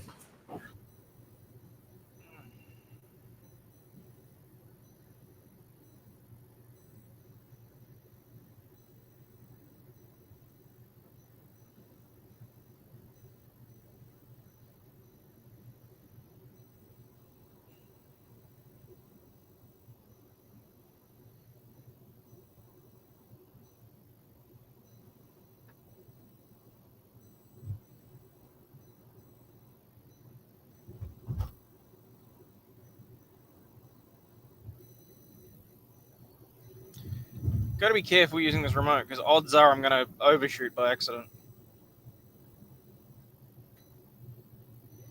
5 or 6 photos online and they all look like good friends. Yeah, well. Why they were trying to play down her friendship with the... Did you know Brian Albert Jr.'s family? Yes, Had you met them in the past? Before? Oh, Are yeah, you friends with Julie Nagel? brothers.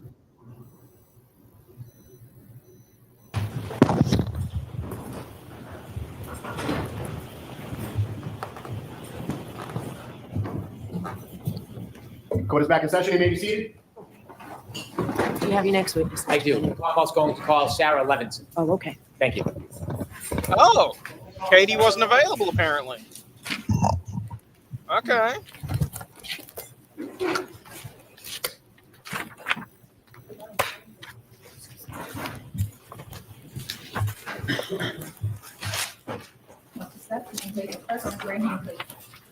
solemnly swear the evidence you give before the jury in the case now hearing to be true, the whole truth, and nothing but the truth, so help you God.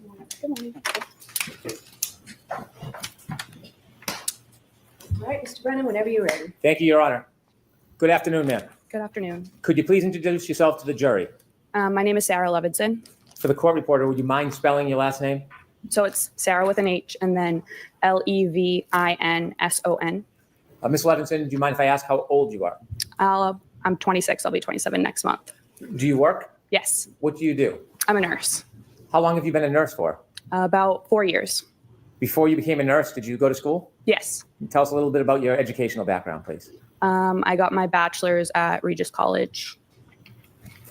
Do you know a person by the name of Ryan Nagel? Yes. How do you know him?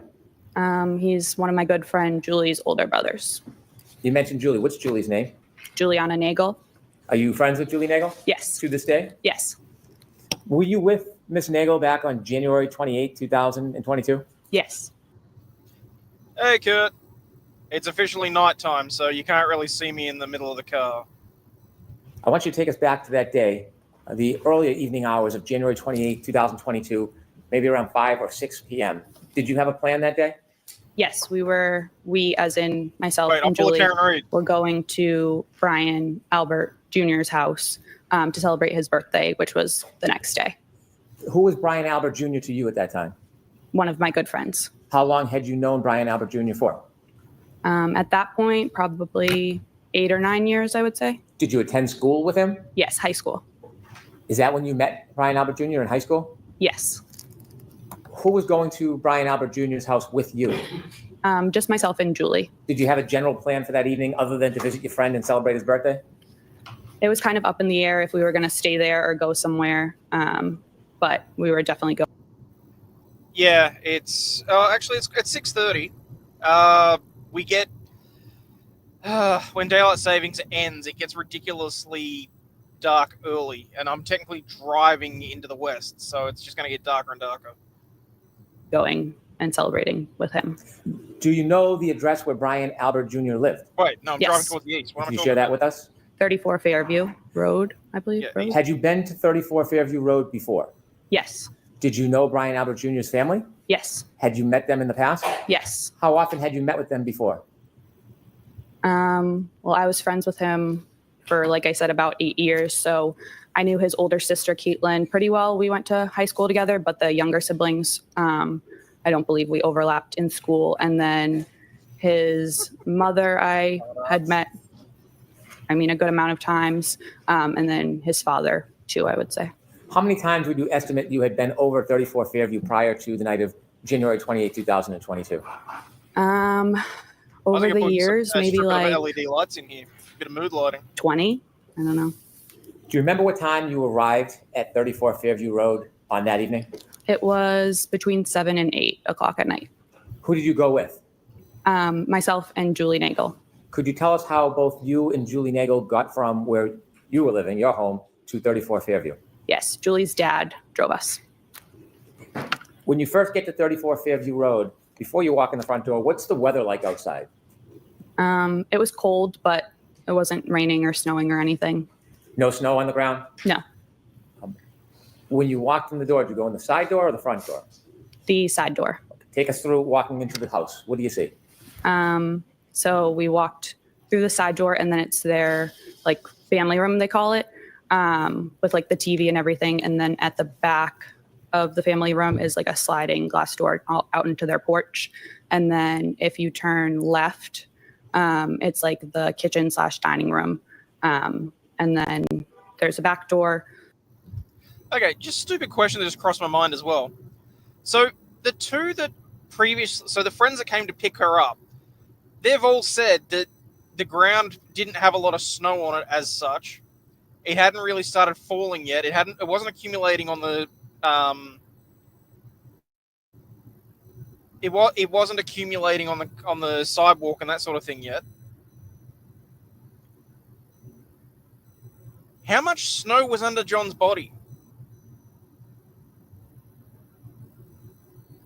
Like, at some point, I need to see the crime scene photo because that seems important.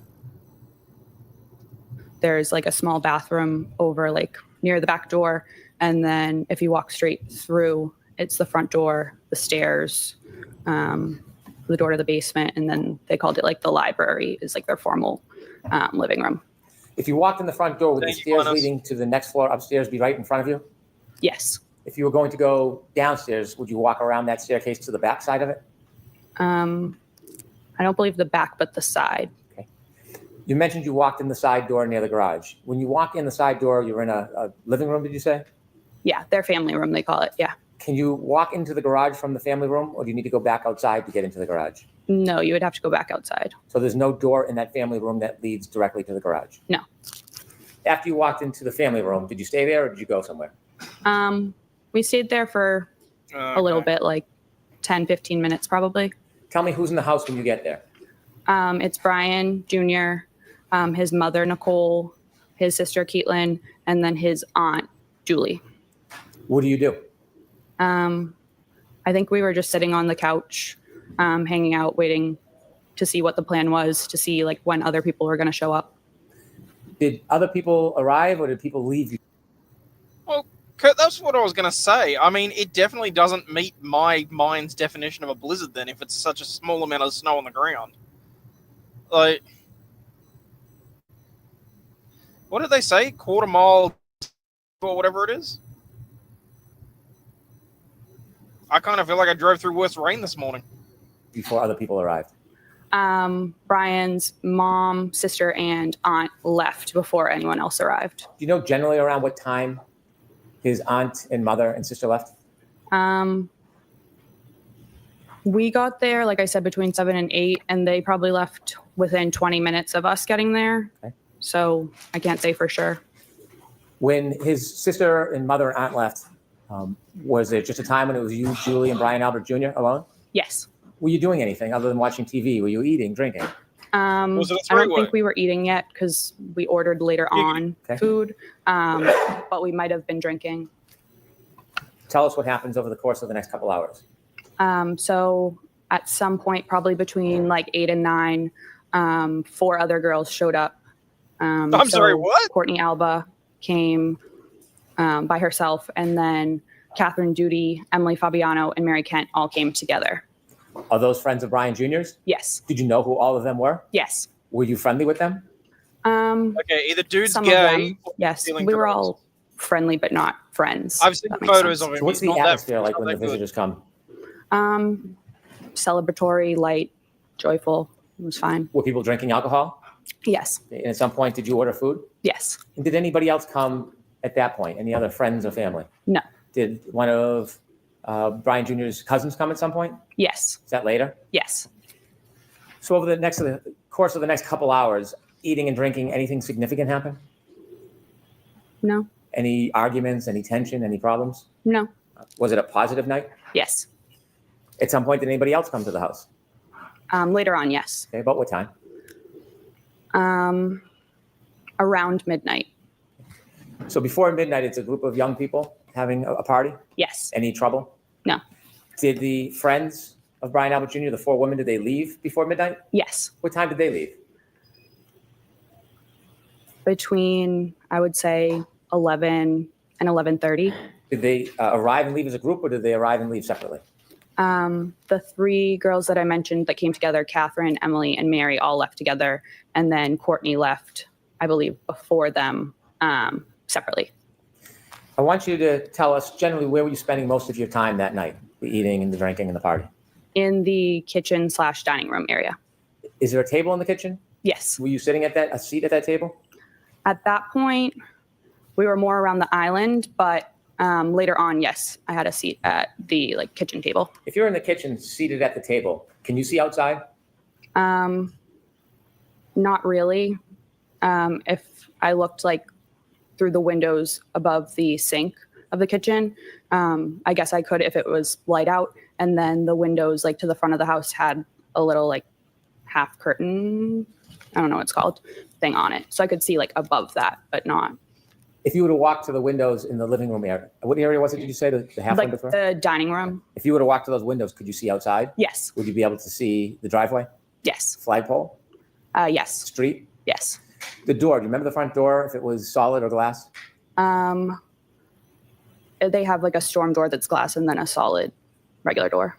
If you opened up the solid door and looked, could you see through the glass door to the front yard? Yes. At any point, did you have a chance to look outside that night? No. If you're in the living room, the kitchen, can you see where the basement access is? Yes. Can you see the backyard door? Yes. You mentioned that the visitors, the young woman that came to see Brian Jr. left. After they left, did somebody else come to or arrive at Fairview? After they left, yes. And who was that? It was Brian's father. His name is also Brian. Mr. Higgins. Brian's mother came back, his sister Caitlin, and then his aunt Jennifer and his uncle Matt. If I can just step back just a little time before the adult group showed up. Yes. Did any other of Brian Jr.'s cousins come to Fairview? Yes. And who was that? Colin, but he showed up before the girls left. He showed up before the group of young women left? Yes. How long did you see him stay for? Probably half an hour, 45 minutes. Did you get a chance to speak to him? Yes. Did the mood change at all in the house? No. When the adults came to the house, do you know about what time that was? Around midnight. You mentioned that you saw Brian Albert. Is that Brian Albert Jr.'s father?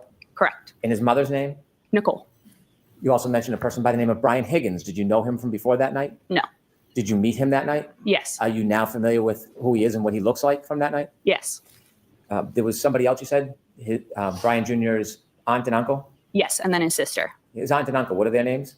Jennifer and Matt McCabe. Did you know Mrs. McCabe from before that night? Somewhat. Had you ever socialized with her? I don't believe so. I knew who she was. I don't know if she knew my name, but I think she knew I was Brian's friend. Had you seen her before? Yes. Was that in relation to spending time with Brian Jr.? Yes, I believe so. Had you ever seen her or spent time with her outside of Brian Jr.'s presence? No. How about her husband, Matt McCabe? Did you know who he was? I knew who he was, but I don't believe I had ever met him in person before, no. Anybody else, any other adults come with that group? No. Do you remember who came into Fairview first as far as the adult group? Yes. Who? Mr. Albert, Brian's dad, and Mr. Higgins. And who came next?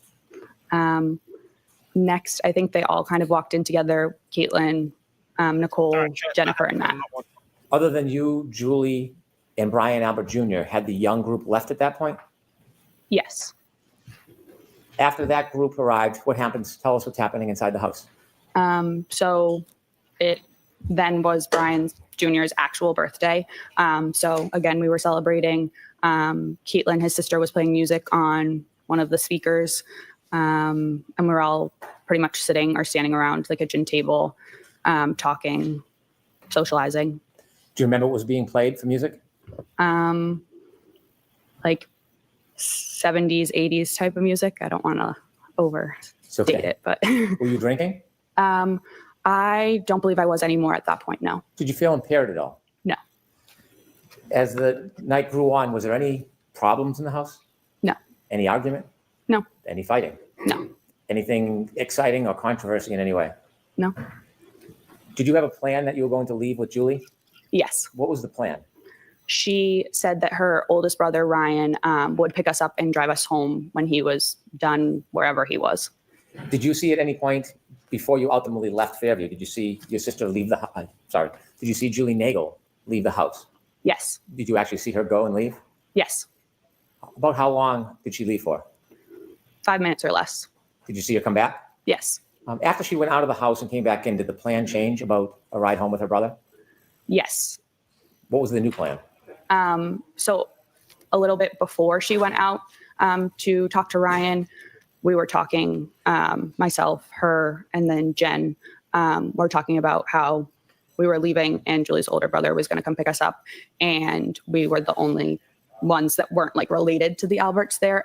So like Brian's friends left.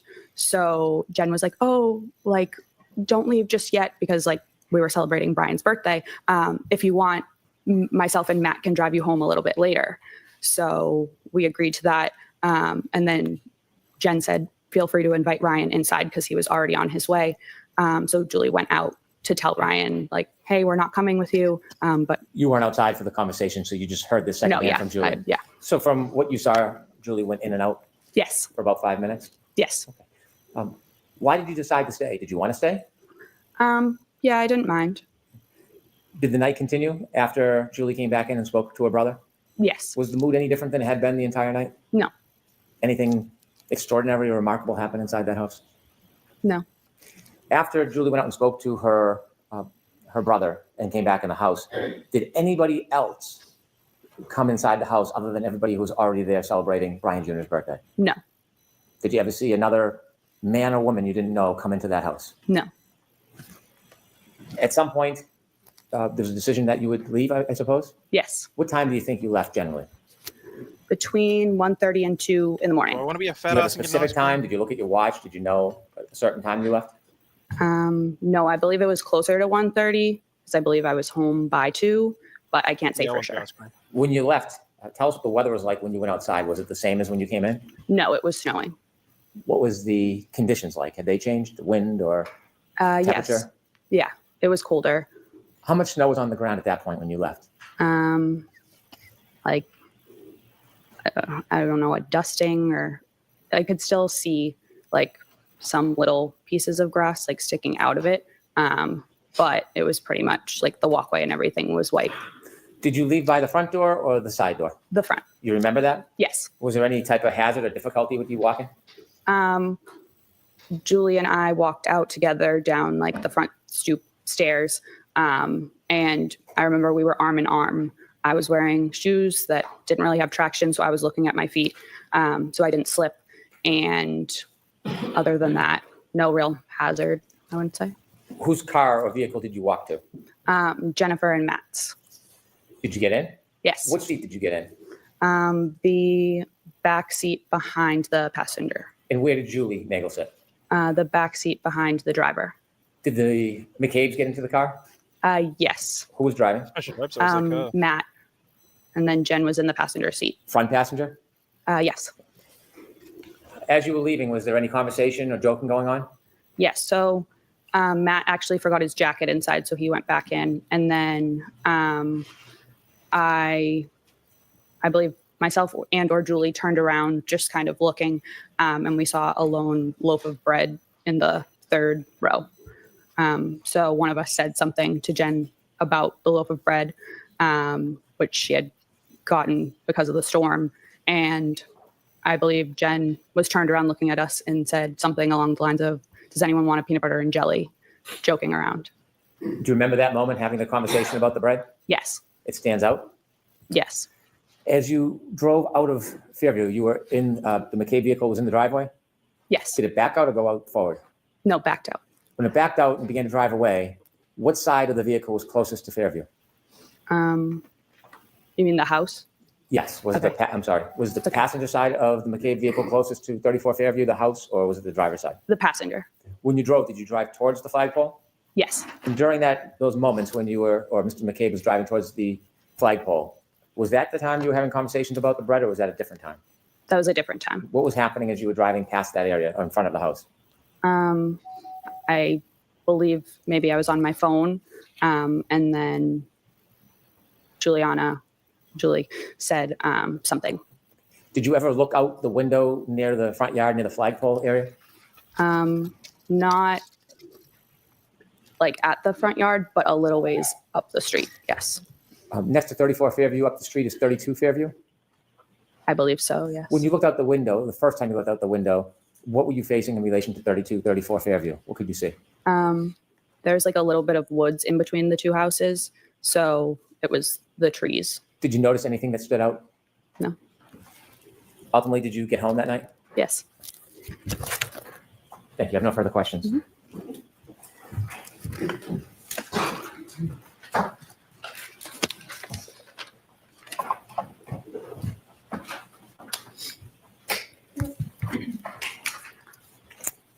Good morning, Ms. Levinson. Good morning. You've been longtime friends, as you've described, with Brian Albert Jr., going all the way back to high school. Yes. And that high school friendship has percolated into a friendship into adulthood. Yes. You obviously know much of the entire immediate family, Brian Albert Sr., his wife, Nicole Albert, correct? Yes. You know his uncle, Chris Albert. Yes. You're familiar with his wife, Julie Albert. Yes. Obviously, Brian Albert and his cousins, by the way, which cousins are they? Last names? Do I know? Right. There's the Alberts, and then there's the Galvins, the Reardons, and the McCabe's. Okay. You indicated that you've been to the Albert home probably at 34 Fairview. That's the home I'm talking about. Yes. Probably you estimated at least 20 times, correct? Over the years, yes. Over the years. And you've known Brian Albert since high school. I mean, in the last 8, 10, 12 years, you've been to the house to and from. Yes. You've never met, or you had never met, going into January 29th, 2022. You had never met their dog, had you? Their dog? Their dog. I'm not completely sure. Didn't you testify about a year ago in another proceeding that although you had been to the Albert home many times, you had never actually met the dog? If that's what it says I said, then yes. Is that because the dog was not really good with strangers? Objection. Sustained. Do you know why you hadn't met Chloe? By the way, did you know the dog's name was Chloe? Yes. Okay. Do you know why you hadn't met Chloe in all those trips to 34 Fairview? No. Just wasn't out and about among the folks that were in the house when you were there? Yes. When you left 34 Fairview, I want to follow up very briefly on a couple of things that you said just before Mr. Brennan sat down under question by him. When you left 34 Fairview to join Jen McCabe at her invitation to take you home, you left through the front door, correct? Yes. As opposed to the side door, it's a little confusing. The front door has the brick stoop and the stairs, correct? Yes. Okay. Is that the door that you normally would leave through, or did you normally leave through the side door, come and go through the side door? What was your more ready habit and practice? Probably the side door. Okay. When you left through that front door, there was nothing obstructing your view as you walked out, correct? Correct. You could see to the left, the driveway, you could see to the right, over toward the flagpole, nothing obstructing anything, correct?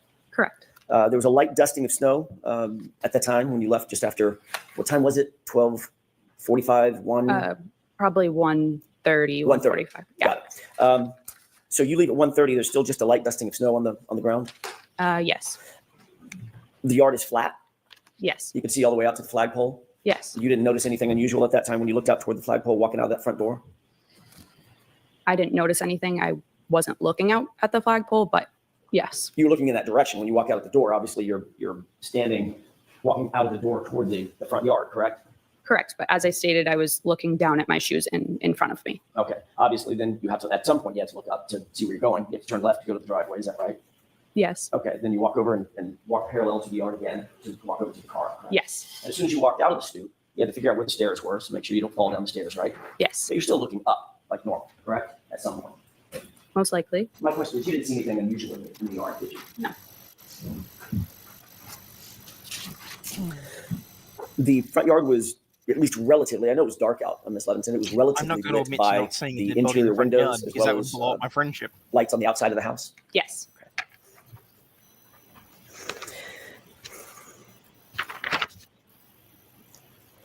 You indicated that you did, in fact, get the ride home with Jen McCabe and Matt McCabe. Who brought up giving you a ride Thanks so home? much. Is it Jen? Yes. And Oh, she it's also all right. Yeah, mentioned it, or did she mention it in your presence to Julie as well? About the ride home? About the ride home? Yes, in my presence. Okay. You said that Matt McCabe was driving, but before he got in the car, he realized he had forgotten his jacket and went back in, correct? Yes, I don't know if he had gotten in the car and then got out, or he just opened the door, but yes. He was at the car at least. Yes. So he had exited, by definition, he had to have exited, pardon me, the house through the front door as you did to go out to the car the first time. Yes. And then he got to the car, then realized he forgot his jacket, walked back toward the front door, went back in the main door. Correct. Yes. You saw that? Yes. Then once he retrieved or fetched his jacket, he then walked back out that same front door, down the stoop, looking out over the lawn and then over to the car, correct? I didn't see him walk back out, but I mean, probably I don't want to say yes for sure because I wasn't watching him at that point. Understood. No reason to believe that he would have used a different door. Correct. Yeah. Okay.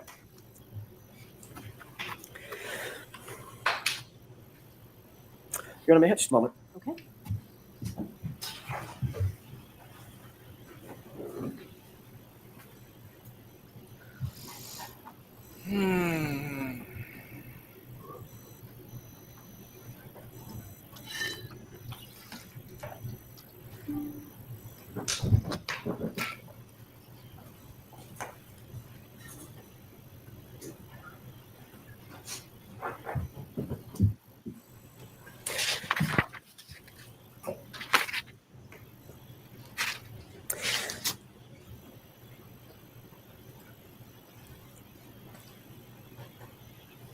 You were contacted ultimately by law enforcement to provide an interview, correct? Yes. That was not until October of 2022. Is that right? Yes. A couple of quick questions about that.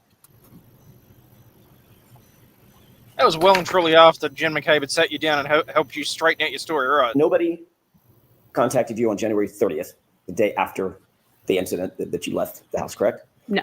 And when I say nobody, I mean from law enforcement. Nobody contacted you the next week? No. The next month? No. It was 9 months later. Yes. When you were finally approached, who was it that conducted the interview? State Trooper Michael Proctor. Okay. Did Mr. Proctor indicate to you why he waited 9 months to contact you? Objection. Let me ask you a different question. Were you confused about the fact that you weren't contacted? Objection. A reproach? Yeah, I don't think that's an inappropriate question.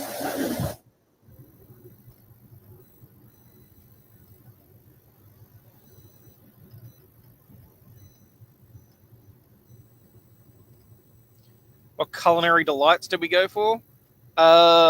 Just the usual for the Hungry Jacks. Although they've got this new cheesy sauce range that apparently has got like Philly cheese sauce on it. So I grabbed a Whopper. Got the chicken royale like I usually do. Nuggets for the child and the double cheeseburger for the wife.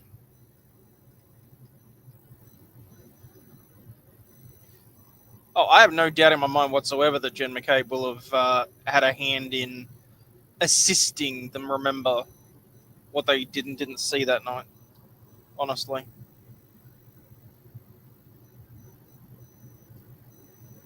I mean, if you're going to go, it's in for a penny, in for a pound. If you're going to coordinate with Kerry Roberts, you're going to make sure that everybody's statements match up.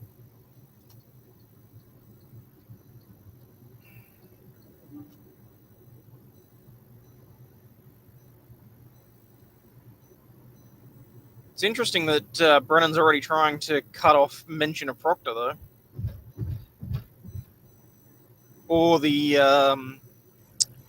I'm assuming Brennan objected to that actually on the basis that it impugned the investigation and might have been trying to open the door to people's interpretations of the investigation and whether or not it was proper or not. He's going to try really hard to keep any mention of the feds out. They definitely, they did what they could to keep out any reference to the impugning the investigation as such as it was done by Proctor. May I? Yes, Thank you. When you were finally State Trooper Michael Proctor from the let me ask you a different Proctology question. When you were Office. ultimately interviewed in October of 2022, was that telephonically or was that in person? In person. Were you alone or was there anybody else with you I was alone. You mean like besides the troopers? besides the troopers? Yeah, I was alone. And had you prepared for that interview with any person or persons before that interview? No. Had you spoken to anybody, Julie or anybody else, about the potential for being interviewed? I believe Julie called me to tell me. If I may, don't tell me what was said. Did you speak Julie with Julie called you to before tell the you interview? what? Yes or no? Yes. Okay. And one more question, without telling me any of the words that were used, was the subject matter the interview? In other words, I'm not asking if you talked to Julie about going and getting the dry cleaning picked up or something like that. Did you talk about the subject of the interview with Julie before you were interviewed? Yes. Somewhat. Okay, that's all I have. Thank you. Anything, Mr. Brennan? Briefly, Your Honor. Can I have Exhibit 3, please?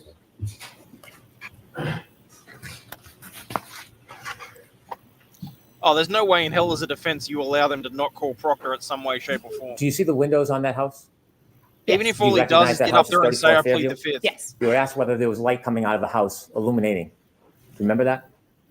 When I was asked that? Yes. Yes. Was the lights inside the house, from your memory, illuminating the ground near the flagpole and that fire hydrant? No. When you came out of the house and went to the car, were you looking at or studying the flagpole area or the bushes or the fire hydrant in that area? No. Do you have any Oh, reason don't be to a looking dick. over there The and yard's studying not that big. No. Thank you. You're going to see if there's a body laying on the ground. I got it. All right, Ms. Levinson, you're all set. Thank you. And your next witness, please, Mr. Brennan. Thank you, Your Honor. The Commonwealth. Mind you, if she's sitting there saying that she didn't see a body at 1:30 in the morning, that's like an hour after she's allegedly clipped him. Doesn't that kind of hurt the prosecution's case? To say, oh yeah, no, there wasn't a body on the ground at that point?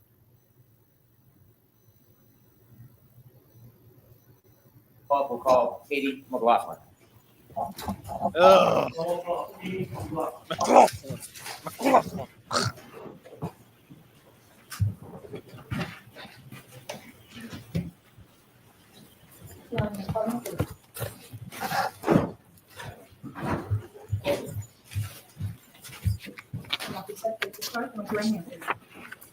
Please hold Mr. Brennan to the court and jury in case I'm here to the truth, the whole truth, and nothing but the truth, so help you God.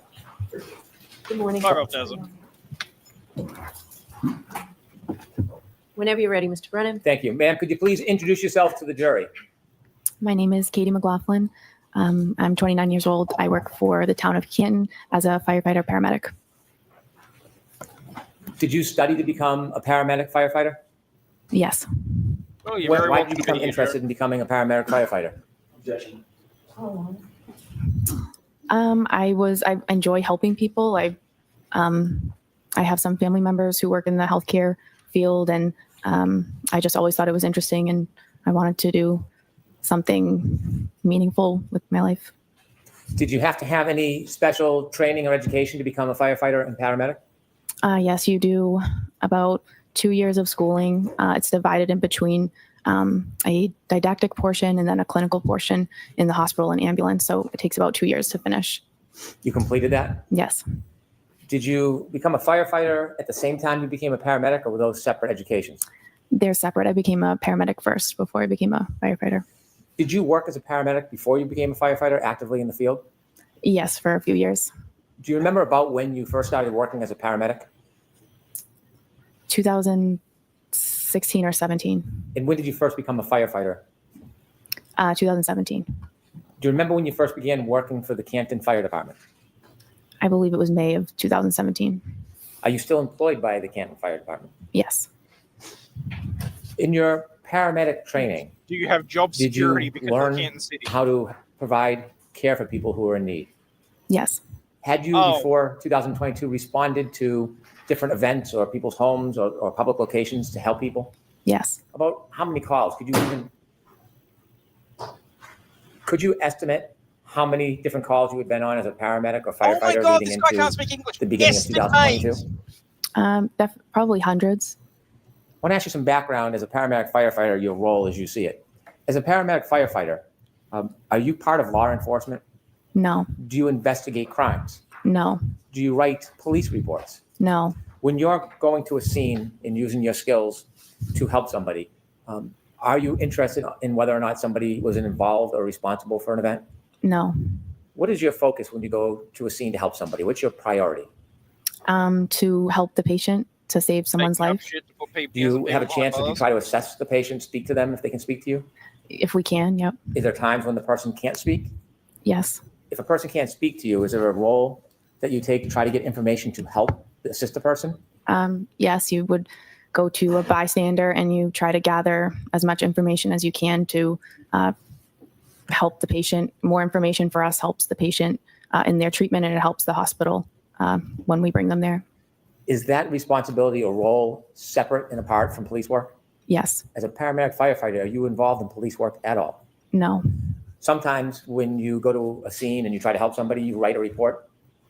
If you're in a particular role, you would write the report. So when you go and arrive at a scene, is it fair to say you don't always write a report? Correct. And the purpose of the report, is that to try to help law enforcement? No. What's the purpose of when someone would write a report as a firefighter paramedic? Depending on the call, there would be a report written by the officer on the call. That's just for logistics and dispatch information, what we responded to, and that's kind of simple. But the other report would be a medical report that the lead paramedic would write. Were you working on January 29th, 2022? Yes. Was that an assigned shift for you? Yes. Did you volunteer or ask to work specially that night, or was that already assigned? Ask it differently. Was that assignment already set before that night? Yes. When you get a shift assigned to you, is it night by night, week by week, month by month? It's just we rotate through. If you're on a group and you rotate through a schedule, it's set that you work one. I get where he's going with this. He's trying to say, well, irrespective of her relationship with family members that may have been there, she was already going to be there, and it's just coincidental that she was there. You know what? You're absolutely right. It is absolutely coincidental. That does not mean that said coincidence was not used to individuals' advantages.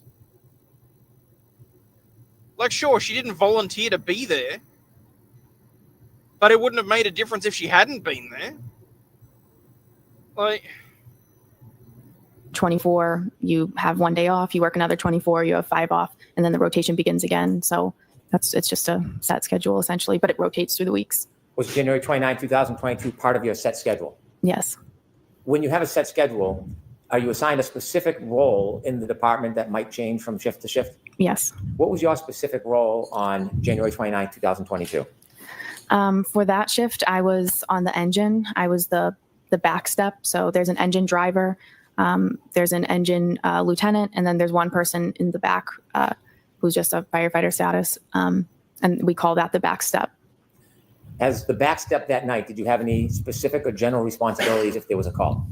Generally, if it's a fire-related call, you deal with that. If it's a medical call, you're there to assist the paramedics that are on the ambulance, and you take directive from them. Whatever they ask you to do or need you to do, you're just there to assist them so that they can best focus on the patient. You're a go. When you arrive at the scene and you're on the back step, are you basically at the directive of the leader of the group? Yes. That morning, around a little after 6 in the morning on January 29, 2022, do you remember a call or a tone coming in? Yes. Do you remember what it was for? It was for a man down in the snow or a man unresponsive in the snow. Do you remember leaving the fire department that night? I do. Tell us as you're leaving what's happening. So I'm in the engine, the command car with the captain who runs the shift started to 34 Fairview Road first. The ambulance was in front of us, and then we were behind the ambulance. Did you know the address you were going to was 34 Fairview Road? Yes. When you left the police station, or the fire station, when you got on the back of the truck, did you know at that time who lived at 34 Fairview Road? No. Tell us a little bit about the conditions outside as you rode to 34 Fairview Road. It was raining. I'm sorry, not raining. It was snowing pretty heavily. There was definitely snow on the ground at that point. It was windy. It was very cold. Was there a storm? Yes. How long do you think it took to get from the fire station to Fairview Road? Probably within 5 or 6 minutes. When you first started pulling up towards Fairview Road, did you see anything? Police cruisers and a civilian vehicle. And then we pulled up all kind of in front of that. How many police cruisers did you see as you pulled up to Fairview Road? I remember seeing one. There was an ambulance in front of you? Yes. Did the police cruiser have their lights on? Yes. Not just the headlights, they have the lights that are often referred to as blue lights or overhead lights. Yes. Did you hear any sirens? No. How about the ambulance? Did the ambulance have emergency lights? Yes. Did you hear any sirens? No. The fire truck, does the fire truck have emergency lights? Yes. Do you remember if those were activated? Yep. Does the fire engine have a siren? Yes. Was the siren activated? No. Why not? We only use the sirens to kind of clear cars out of the road. So there's no need to use a siren when there's no cars on the road. So we're not just doing it in the middle of the morning to wake everybody up. It's just unnecessary. When you first arrived at Fairview Road and you saw the emergency vehicles, did you see any people? Yes. While you were still in the fire truck or after you got out of the fire truck? Probably after I got out. After you got out of the fire truck, where do you go? So I knew that they were working on a patient. So I knew they're going to need the stretcher. So myself and firefighter Walsh went right to the ambulance and retrieved the stretcher and brought it as close to the patient as we could. At some point, did you see the patient? Yes. Was it he or she? It was a man. Where was he when you first saw him? He was lying supine on the side of the road, off the curb, like into a lawn. How close to him were you when you first saw him? Well, I only made it to the curb where I brought the stretcher. He was maybe from here to that table, maybe. When you stood on the curb and you saw that man lying, was his feet closest to you, his head, or his side? His head would be closer to me. Did you lift the man from the ground? No. Did some of your colleagues? Yes. After you brought the stretcher or the bed to the side of the road, did you remain there on the side of the road?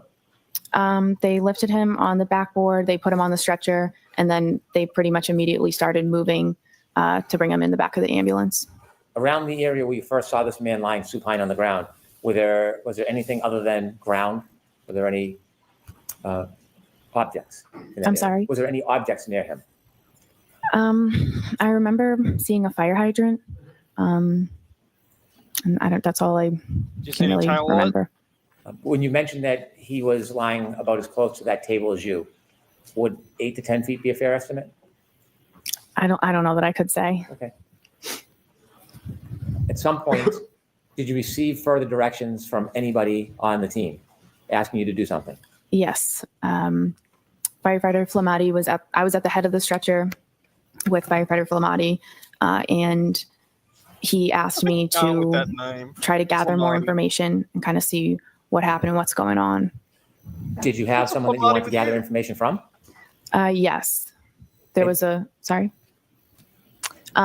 woman who seemed to be really concerned and involved with the patient's status. And so I just kind of assumed that this would be the person that I could try to get more information from. Did you take a guess?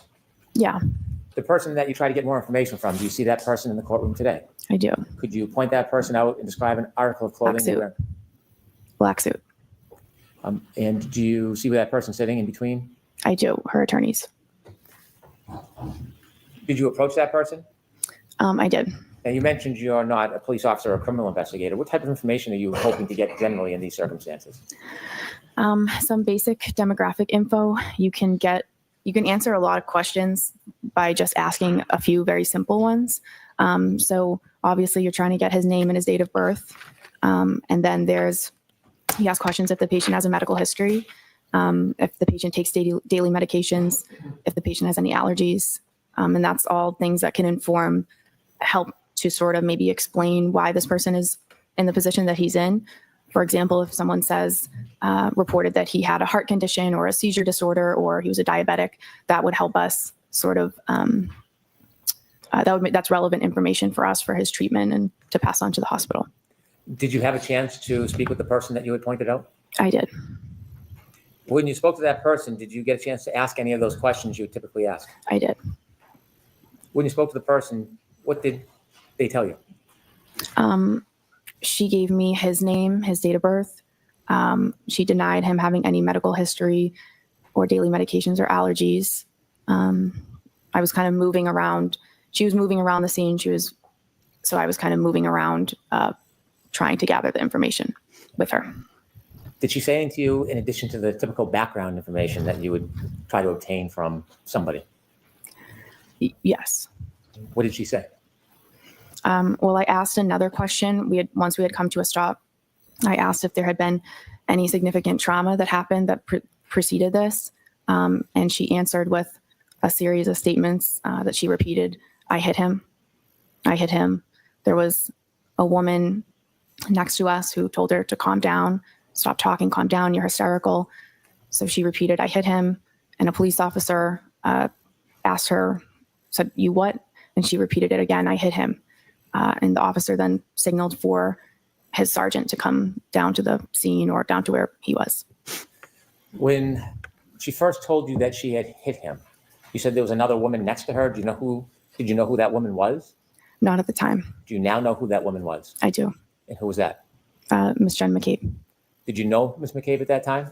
No. Do you know her personally now? No. Are you friendly or friends with her in any way? No. You mentioned that when the defendant said, I hit him. Miss McCabe was trying to intervene? Yes, it appeared that way. What did it appear she was trying to do? Trying to get her to calm down, to stop talking. It appeared that she was... Sustained. So a hysterical woman saying, oh, I hit him, because she's worried that she has. Did Miss McCabe interject verbally? Yes. It sounds very coached. After Miss McCabe interjected and the defendant made those statements about hitting him, did you persist in getting more information, asking to clarify what she meant by I hit him? No, I did not. Why not? Why not? A few reasons. I